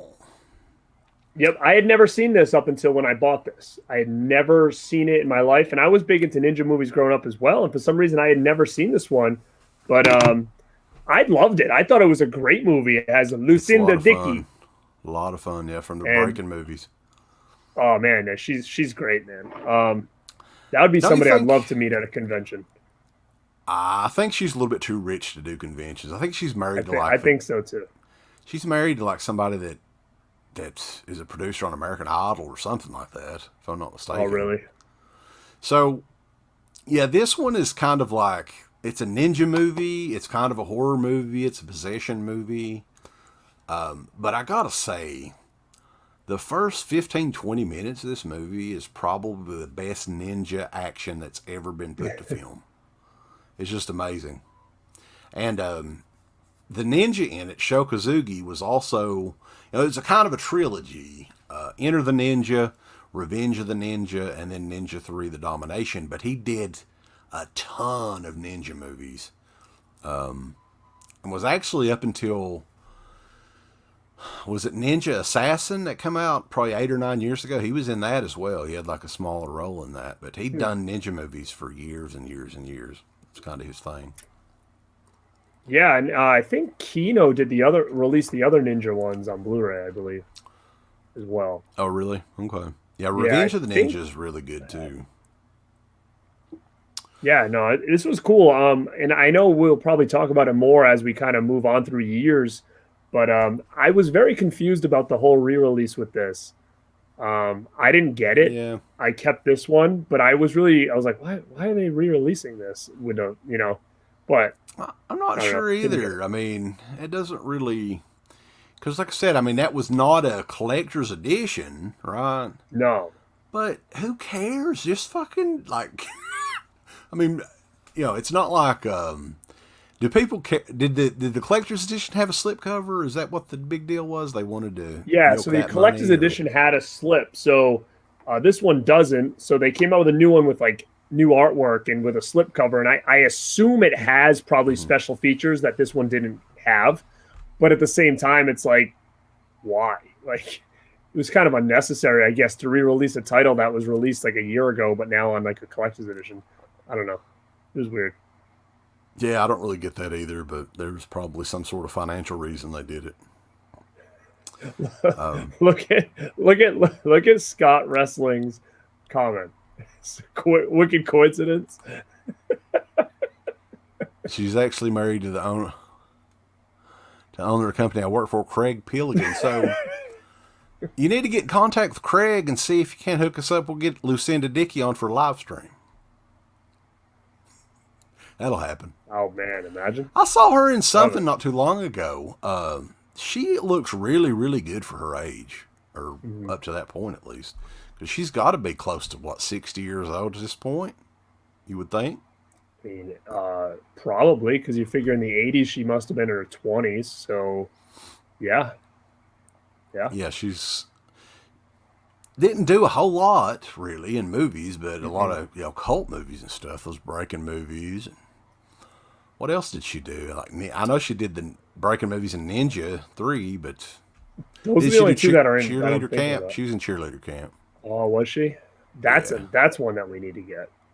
I wonder what the deal. I want to be like Hurricane. What's up with that? What is up with that? That's a fun movie too. That'd be perfect for Scream Factory. Definitely. So moving right along here, we are in June of 2013. Joe Dante, The Howling. It's definitely a cult classic. Oh, I love The Howling, man. Love it. Yeah, I mean, it was the beginning of a franchise that's still going to this day. They're still doing Howling movies. Yeah, you know what, though? Howling's interesting to me because growing up, I was always, American Werewolf in London was always the werewolf movie that I loved the most. And getting older, I feel like I like The Howling way more than I like American Werewolf now. Don't know why I changed my mind on that, but I don't know. I just love the tone of this movie. It kind of reminds me of another movie that we're going to talk about very soon here in this stack. That I just like the tone of it. It's one of those movies that it's weird to say, but I can just kind of throw it on in the background and all the time, and it's just almost like a comfort movie to me. I don't know what it is, but I just love the vibe on Howling. Yeah, Dee Wallace too. I mean, I just love her in that movie. So it's been a while since I've seen The Howling. Actually, that would be another one that may be good to get out around Halloween season or something like that. You know, definitely. So Cosmo Bubba says that he's not a slipcover fan either. He just tosses them out when he gets them. Don't do that. You can mail them to me. I'll pay you the shipping because I'll hang on to them and sell them some bitches. Because people are, when it comes to slipcovers, I don't know what's caused all this, but people go crazy over them. Like, we'll talk about it here in a little bit. But I mean, I really do think that Scream Factory kind of was the start of like making slipcovers a thing because, like I said, I mean, yes and no, I guess, because they were coming out with a lot of Scream Factory stuff had slipcovers, and then they became like limited. Where I think at first it's like everything they made had one, but then after a while, I think it was like after like the first run, they stopped making them, and then they started getting more sought after because people were like, oh, you know, mine didn't come with one, and this other guy has one, and then they wanted to find just the slip. The gimmick is now is it's at least the first 2 months, or really the first batch of, you know, our first print run, I guess, has the slip covers. Now, a lot of people were questioning recently because random places were getting the King Kong without the slipcover, the King Kong 76. Yep. So I don't know if they're limiting those a little bit more now or what the deal is with that. I did see one at an FYE with the slipcover and then at another FYE without the slipcover. So it's I don't know what's going on with that, but I give credit to Scream Factory on the slipcover thing because people were doing slipcovers before Scream Factory, but they're the ones that kind of made it a limited thing, like you were saying. Right. So if you didn't go ahead. And they also were the first company, I think, as far as I know, that would make the slipcovers artwork like different than the actual artwork of the disc. So, you know, when you buy mainstream titles, the slipcover is just a slip of the cover of the movie, where this sometimes you had like that reversible artwork and the slip was different and it was all like commissioned artwork. So there was something there that they kind of started with that. Right. For sure. I mean, I'll give Scream Factory their due. I'm not a big fan of the people that run the company and some of the stuff that they do, but they're definitely innovators in the game. They changed it. I mean, no doubt. We've got to give them credit. So, continuing on, what do you think of Life Force? This is another Tobe Hooper, right? So Tobe Hooper, yeah. Yeah, I mean, artwork's cool on this one. I'm not sure what I think of it. It wasn't one I was really familiar with prior to this. I actually never owned the DVD. This was the first time I'd ever owned this movie, and I never saw this as a kid. When I first watched it, when I bought this, I really enjoyed it. I thought it was really cool. I recently tried to rewatch it again, and I was kind of bored of it, and I didn't make it through. It was late at night, and I fell asleep. But I don't know. I might have to try one more time with this one, but I've kind of mixed on it. I'm not really sure what I think about it. I think a lot of people, the consensus is that the boobs get them through it.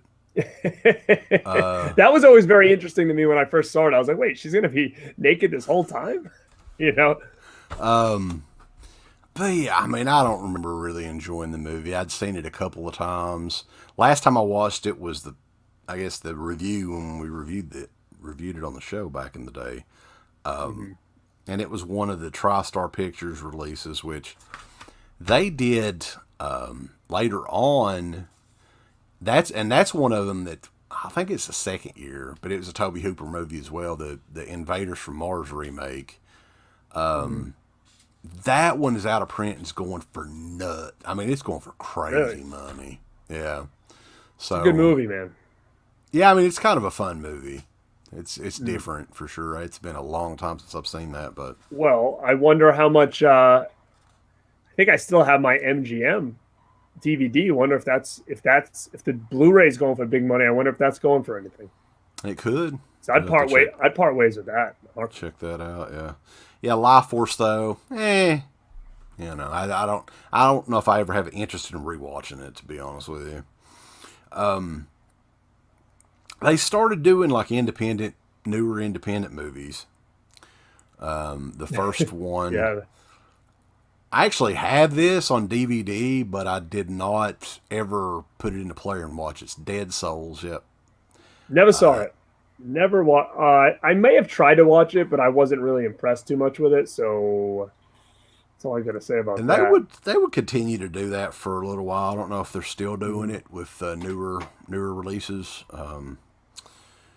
And then Well, they teamed with IFC for a while. I don't know if they still are, but there were some good ones in the bunch though that they did release with them. Another big one though, in July, John Carpenter, The Fog. There's something in the fog. Oh. Okay, so here's the one I was talking about when I said I could put it on anytime, kind of like The Howling, and just let it play. Man, I love The Fog, and I didn't appreciate it as much growing up because as a young kid, it was cool. The atmosphere was great, but I was always kind of like, oh, nothing really happens. You know, I was used to slasher movies and this, but man, it's one of my favorites now. I mean, it's one of those movies. It's just the atmosphere, the tone. It is so good. That's a movie I could put on around Halloween and totally get into the feel of that time of year. And I love The Fog. I can't say more good things about it. I've grown to love it more than I ever thought I would. Yeah, Adrienne Barbeau is the star of that movie, I think. I mean, this is me. I mean, she really is the star, but she makes the movie too. Stevie Wayne, I mean, you believe that she's believable as a DJ. She's got that voice. She sounds, you know, and then just it does, and I think that might be the big part of it that really, you know, it's almost like comforting is like, you know, you're listening to the DJ on the radio. It's not something that I listen to the radio at all anymore, but it brings you back to being a kid and just listening to like radio stations and stuff like that. And yeah, you're right. Like it just really sets a good tone of the movie for sure. Yeah, and plus her around 1980 or so, hard to beat as well. Yeah, so, agree. Yeah, highly recommend The Fog. Everything about it. Yeah, The Fog was, you know, it's his follow up to Halloween. And it bombed. I mean, it didn't do that well when it came out, but I definitely think over the years it's kind of redeemed itself for sure. It's become a cult classic as well. Also in July, The Incredible Melting Man. This is one that I'm fairly certain had never been released on DVD even. And a lot of people were hopped up about this one. It's, you know, from 1977. I have that over there. I am fairly certain we have reviewed it, but I don't remember it at all. I don't remember much about it either, to be honest. I think the only time I've ever seen it was when I bought this, and I don't remember much about this at all. Funny story, though. We received Scream Factory screeners for a while. That's probably why I have the majority of them right now, you know, in the first year. And I can't remember which movie it was, but it was the first one that we gave a negative review to, right, on the show. And mysteriously, we didn't get any more after that point. Yeah, I just want to throw that out there. Yeah, that sucks though, because then what happens is it's like you can't be honest with certain things because you get, you know, punished. You know what I mean? Right. So then how do you know who to believe? It's a tough road out there, man. It really is. I've heard that before from other people, and it's tough because you've got to kind of just, it's either you play the game or you get punished, you know? Yeah, Stuntman Mark in here is talking about the early Arrow releases with the window box and all the posters and how that kind of started a big slipcover craze. And I agree with him. Those white Arrow. That's a separate show, though. All right, let's do that. Okay, no, you're right. You're right, but that's a good topic. Yeah, for sure. Very good topic. Yeah, the early Arrow stuff. I mean, that goes for good money, man. Because I've sold all of mine for good money. So they're all. I don't have them anymore, but I think I've one left. But those things, I have Inferno still sealed, and I know that one goes for like quite a bit. So I don't know. Did you get rid of a lot of yours, like, or no? I probably have Do not have. 6 or 7 left Yeah, of the I had early Arrow. I had And the Dawn Day, Vamp, Frankenhooker, Funhouse, bunch of those. yeah, But yeah, they're all long gone now. the deal with Arrow, some of their Blu-ray releases, is they were doing them for a long time. They're region 0, region Mm-hmm. free, Mm-hmm. so they would work on any Blu-ray player. But after a while, the studios over here that owned the movies was kind of like, you got to quit that. So, Mm-hmm. but yeah, Arrow, we will eventually do that as well. I mean, hell, why not? Arrow's, I don't know about a lot of the stuff they're doing as of late, but definitely top 3 or 4 studios for sure. It's a movie I don't think I've talked about that much, and for good reason. We'll get into it. Wes Craven came out in August of 2013. The Swamp Thing. Now, do you remember the big thing about this one? There was some sort of issue with it, right? Yeah, I'm trying to think exactly what it was. I'm not sure if it was this was the first time it came out uncut, or maybe it's I'm trying to think, or maybe it had nudity in it and it was rated PG-13 or something. I forget, but there was something Mm-hmm. with this movie. I don't know if it was this edition kind of cleaned up what was the matter with it, but I remember the DVD there was problems, some kind of story with the DVD. Isn't there something? Wasn't there some nudity in it that was taken out or something like that? Or is I that think something? that's exactly what it was. Yeah, I think that's Okay. what it was. But I think this has it in maybe. But I think There's the DVD took it out. If I could be wrong, but there's some sort of issue, around nudity. But Swamp Thing is I don't like that movie. I prefer the sequel. I think more than the original. I kind of have a soft spot for Swamp Thing. I remember seeing it as a kid and really liking it, and now watching it, you've got Barbeau and David Hess. I mean, I gotta give it a little bit of props. It's not one I've seen in a while, but yeah, David Hess, man.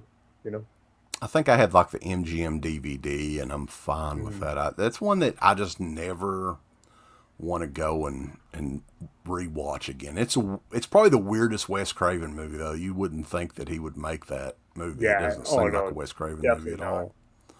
But it says here, Scott's Wrestling said the DVD had nudity, the Blu-ray did not. So yeah, I guess the DVD is the one that if you have the uncut one, I believe, and then the Blu-ray Okay. kind of took it out because of the rating, I think. Okay. Yeah, I remember something, vaguely about that, but that was what 7-8 years ago at this point. So This is what he says. He said, "Yeah, the reason is the DVD had nudity and it was still rated PG on the DVD." That's funny. okay. So Swamp Thing, and the same day I believe X-Ray and Schizoid double feature. Or no, that was a Don't couple remember weeks much about later. these, to be honest. Isn't Schizoid didn't Fulci do that, or am I thinking of something else?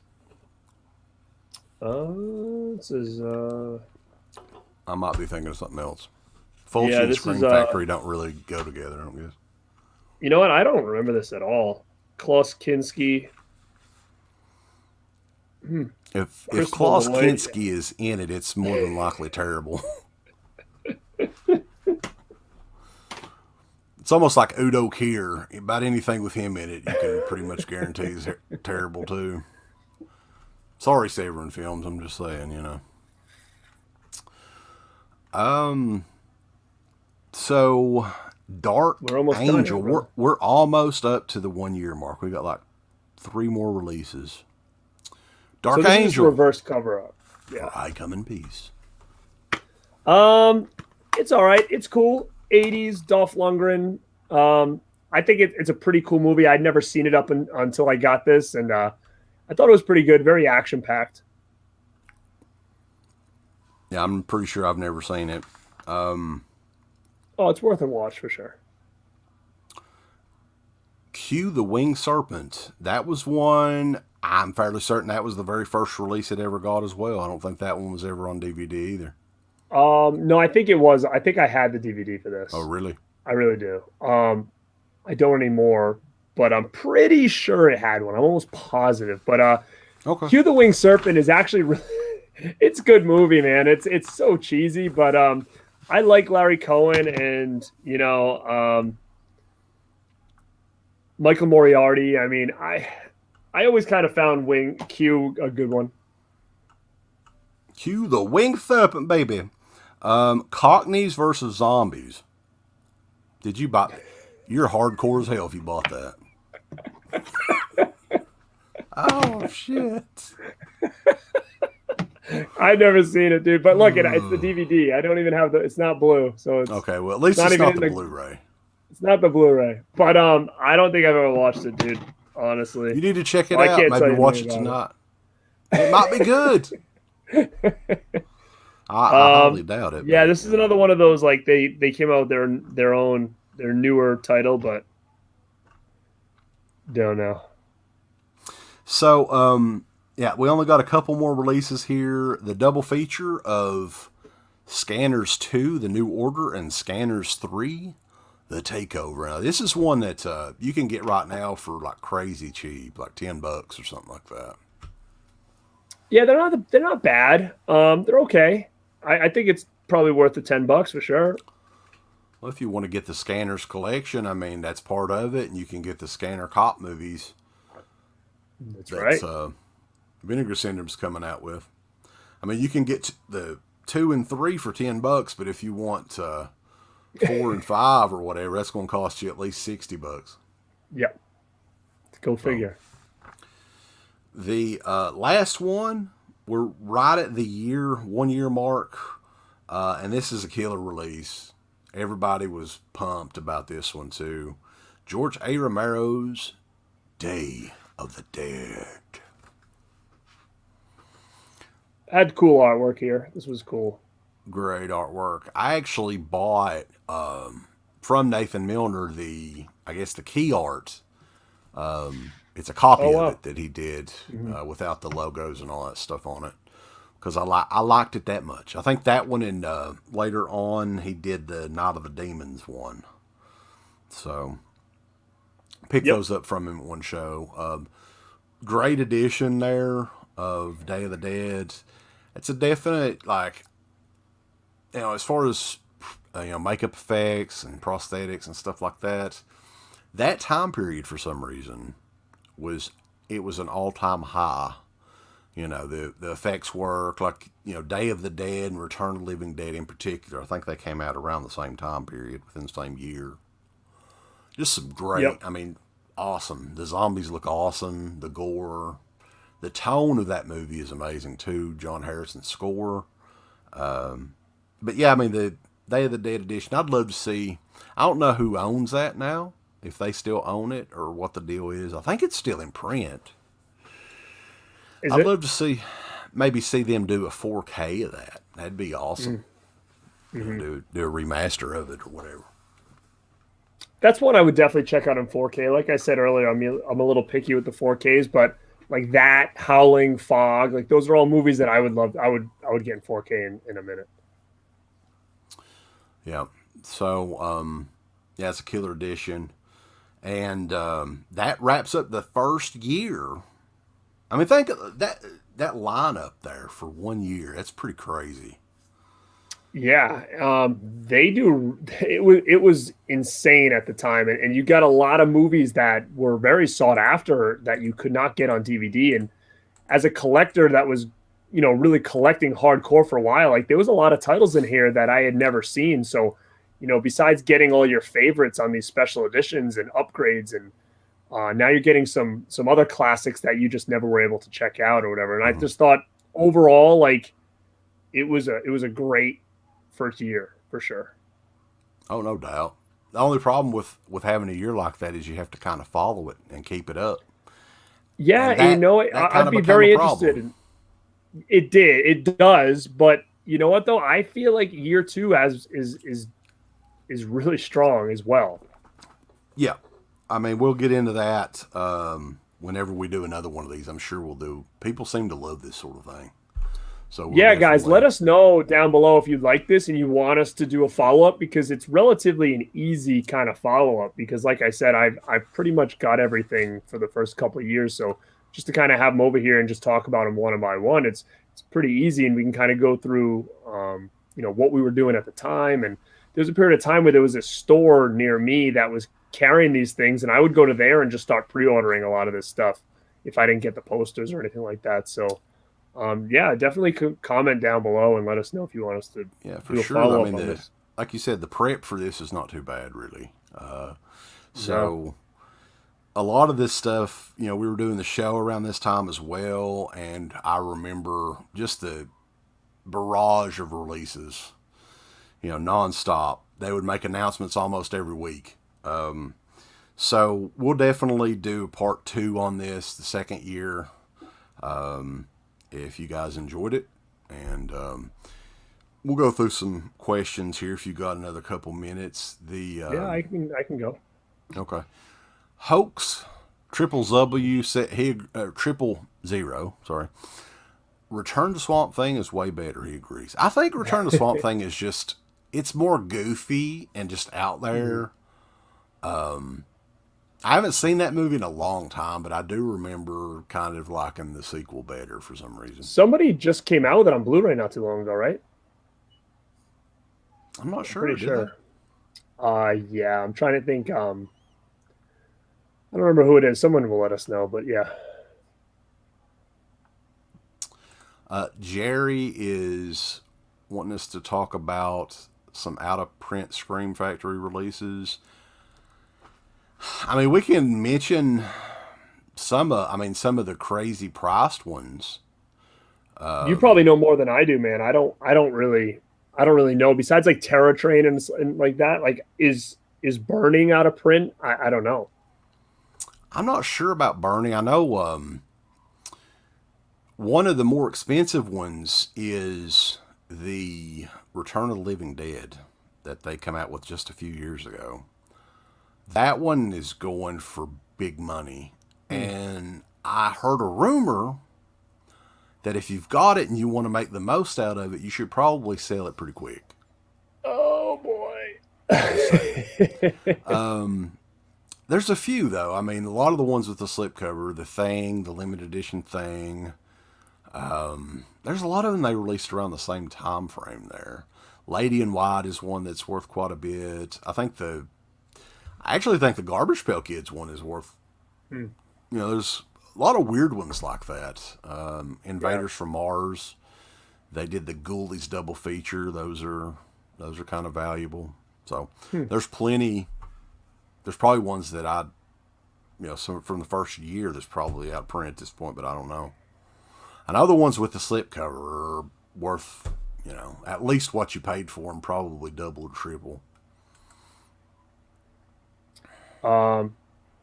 Greg Caldwell. Oh, so Hoax. That's right. MVD Rewind put out the Return of Swamp Thing. Yeah. Damien says the double feature had an error on it as they had Fulci's film instead of the other film with the same name. Oh. Really? Wow. How could that happen? I did not hear about that. I didn't either.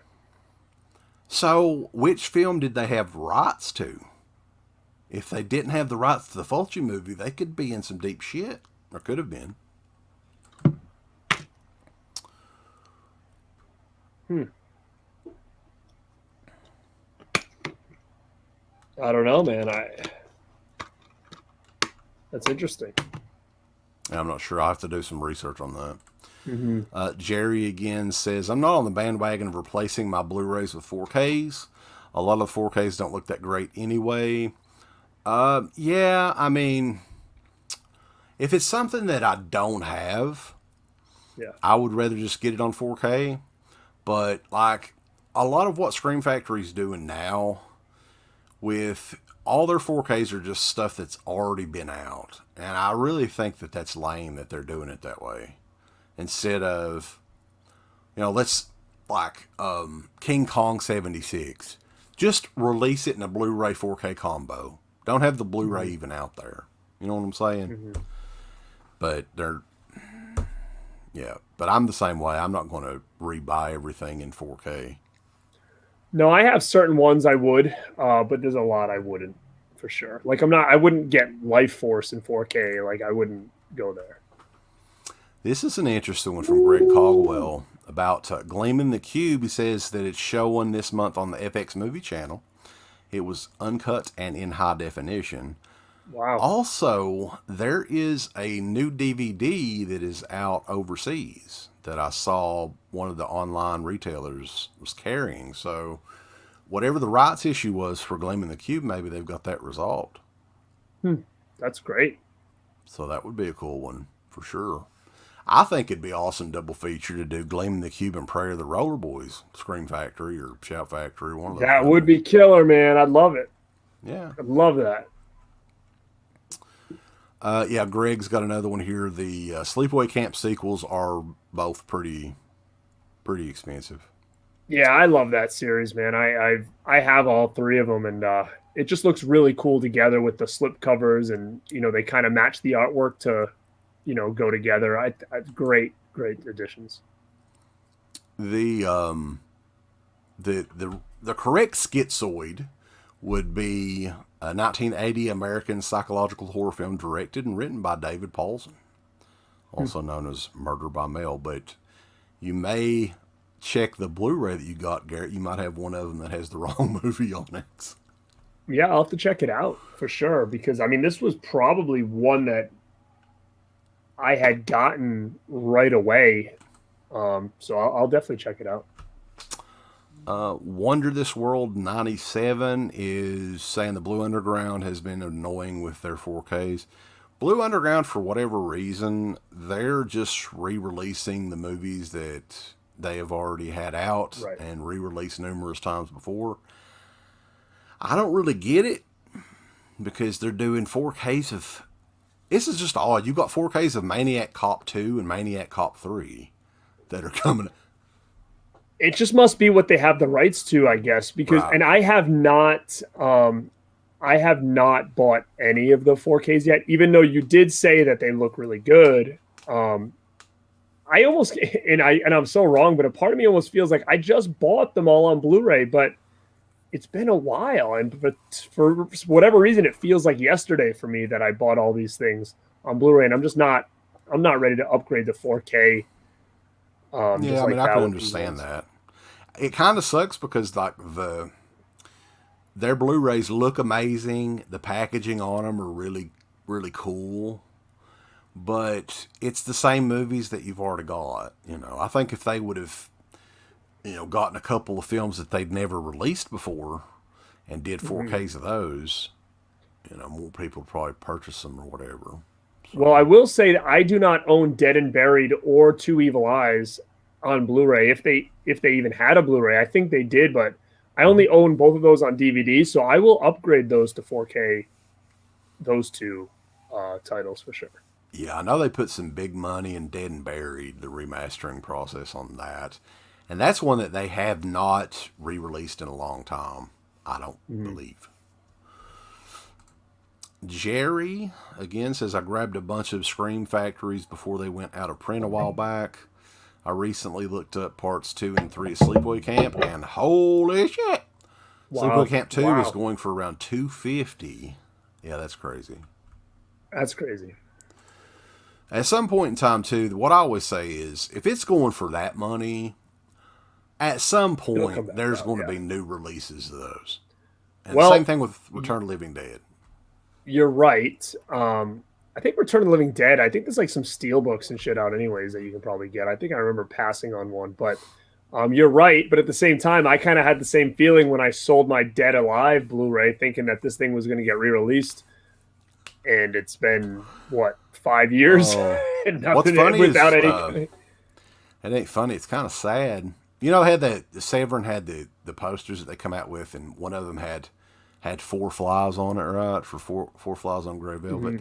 I sold my out of print DVD of that, thinking for sure that was their 4K release. and that was it's just not? like last week. Why is 2 weeks is that ago. going for? Is that go for a good money before Flies? I mean, not crazy money. It's just the All right. DVD. It's like $25-$30. Yeah, I have that DVD, but I didn't know if that was the only release it's ever gotten. The one I had was like I think it was My Communications, long out of print version. So, Yeah, I don't know what mine is. the Black Forest Cake. Those early Scream Factory releases played a big part in the resurgence of Carpenter's career.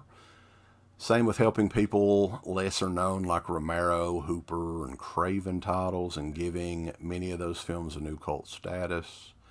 Very true. You know, a lot of people don't really think about that nowadays. But the younger generation kind of have it made when it comes to, hey, if I want to watch, The Burning, I'm sure it's on Shudder or something like. You can watch, like back in the day, Evil Dead. I've talked about this quite a bit.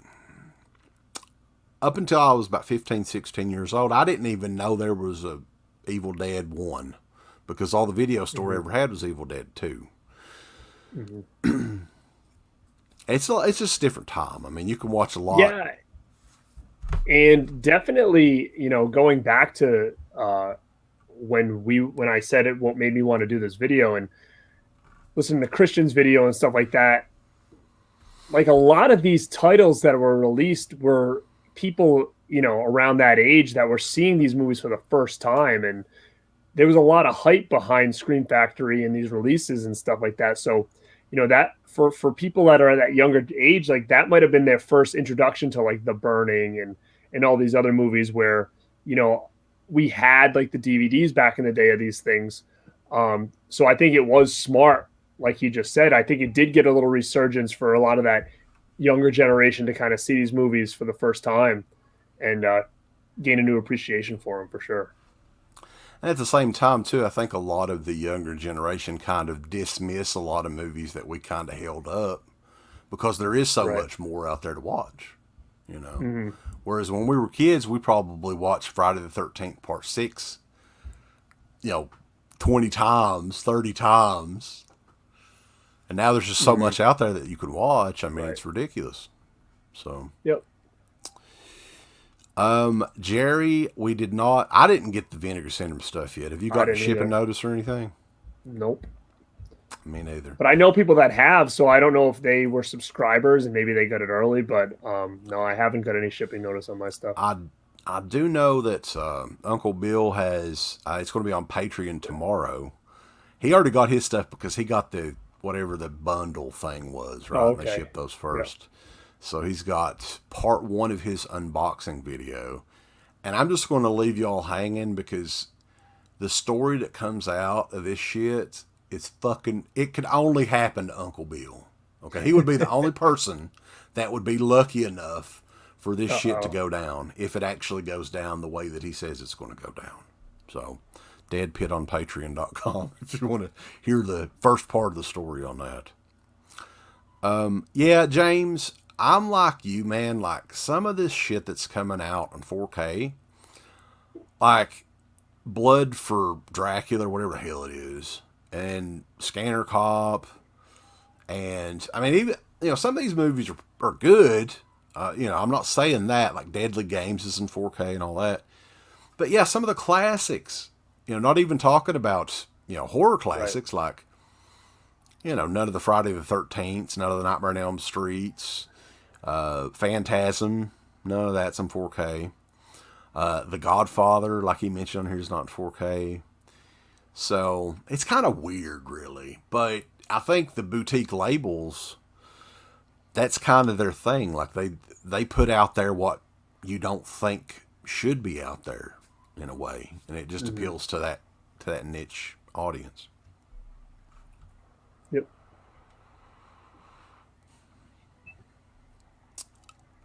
Species 2 is another one, evidently, I don't even remember Species 2, do you? You know what? I don't know if I have, that might have been around the time where I did not upgrade I only bought Species 1, I think, on Blue. So shame on me if that's the case. I'd have to check, but for some reason, I think that was around the time where I started to get real picky with some of these titles. So I know I have the first one, but I do not think I bought the others.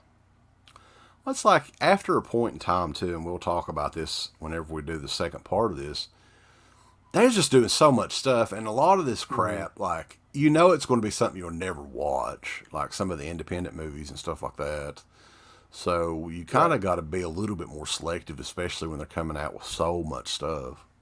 Yeah, and I have the Species box set on DVD, and I think it was one of those things where I'm like, oh, the first one, you know, be worth seeing again, and the other two weren't that great, so I'm like, I'm probably not going to upgrade. Surprisingly, you know what, I did the same thing, I believe, for RoboCop 2 and 3, because I had like just bought a box set on Blu-ray not too far before they were announced, and I was like, oh, like I like them, but I'm not going to upgrade. I'm not going to just get another Blu-ray just because it says Scream Factory on it. So that was kind of all around the same time where I started making those decisions to not, I didn't need everything. Yeah, I can understand that for sure. So, yeah, a couple people talking about their Vinegar Syndrome stuff. Yeah, I mean, that'll be, I don't know. I mean, usually, I think for the last sale, it was almost a month later that I got my stuff. So I'm not really expecting anything that soon. So, anyway, we've rambled on here. It's 2 hours, man. What the hell? But, hopefully, you know, I think everybody enjoyed this sort of thing. We will, if you guys just let us know, like the video and comment and all that on it, and let us know if you want to see some more of these. Yeah, definitely. It's always good to kind of showcase this stuff because, again, it's been a long time since I've even looked at a lot of this. So I already have a couple titles I want to rewatch. So appreciate it. Yeah, Garrett, man, it's always good having you and talking this stuff. I love this sort of thing too. So it's kind of easy to talk about. But, yeah, we definitely appreciate everybody coming out and staying with us. We've had a pretty large crowd all night.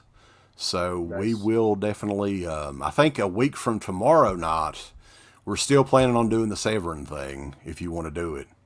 Yep. So that'll be starting around probably, 11:30 or something, Thursday night. Yep. I don't know what we'll be buying, but, you know. Nah, I don't know either. I haven't been on that site in quite a while. Yeah, I've picked out a couple of things. You know, if you have peanut butter solution, because I would grab it. I have the Canadian peanut butter solution. I do not have the Severin one, so I may pick that up just for the hell of it to have both, because you know it is the peanut butter solution. I'm sure there's some pretty cool extras on theirs. So I'll check because I had the Canadian version and I sold it and bought the Severin one, but I don't know if I've even opened the Severin one yet. I'll bring it to the table next Thursday, and we'll chat before we go live. Do some recommendations on some Severin stuff. Yeah. But yeah, those are always fun as well. So definitely subscribe to both. It's a simulcast tonight. Some high tech redneck. Well, half of us high tech redneck. Yeah, but at the same time, I had some light issues at the beginning, right? My nightclub issues. So it's all good. Playing some "Baby Don't Hurt Me No More." Yeah, man. Thank you for having me here. A little simulcast. I appreciate you guys checking it out. Yeah, it's always fun, and we are signing off. But yeah, Born to Be Rad on YouTube. Check out Garrett's stuff. Subscribe for sure. He's got some cool stuff on there. Actually, he had Uncle Bill on, and that was a rare occurrence. That was actually one of the only times Uncle Bill did anything without me. Normally, I have to hold his hand. That's actually, you know what, that is kind of true, and it's kind of good, man. It's like getting a high profile guest on the show, you know. Yeah, he's like the #1 video already, you were saying. So I appreciate that. No, yeah, there's a lot of views on that one, at least for, you know, my channel, which is still relatively on the newer end, and it was definitely cool. I think that maybe that's what it was. Maybe people wanted to see how he was without you. Yeah.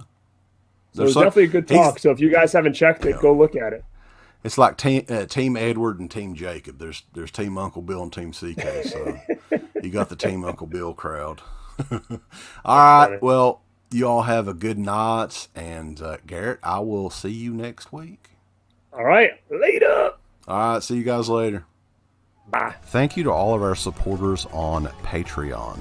DEADPIT on Patreon.com is the only place to check out a complete archive of the old DEADPIT radio shows all the way back from 2005 on, in addition to the midweek shows and fan commentaries, exclusive podcasts, and much more.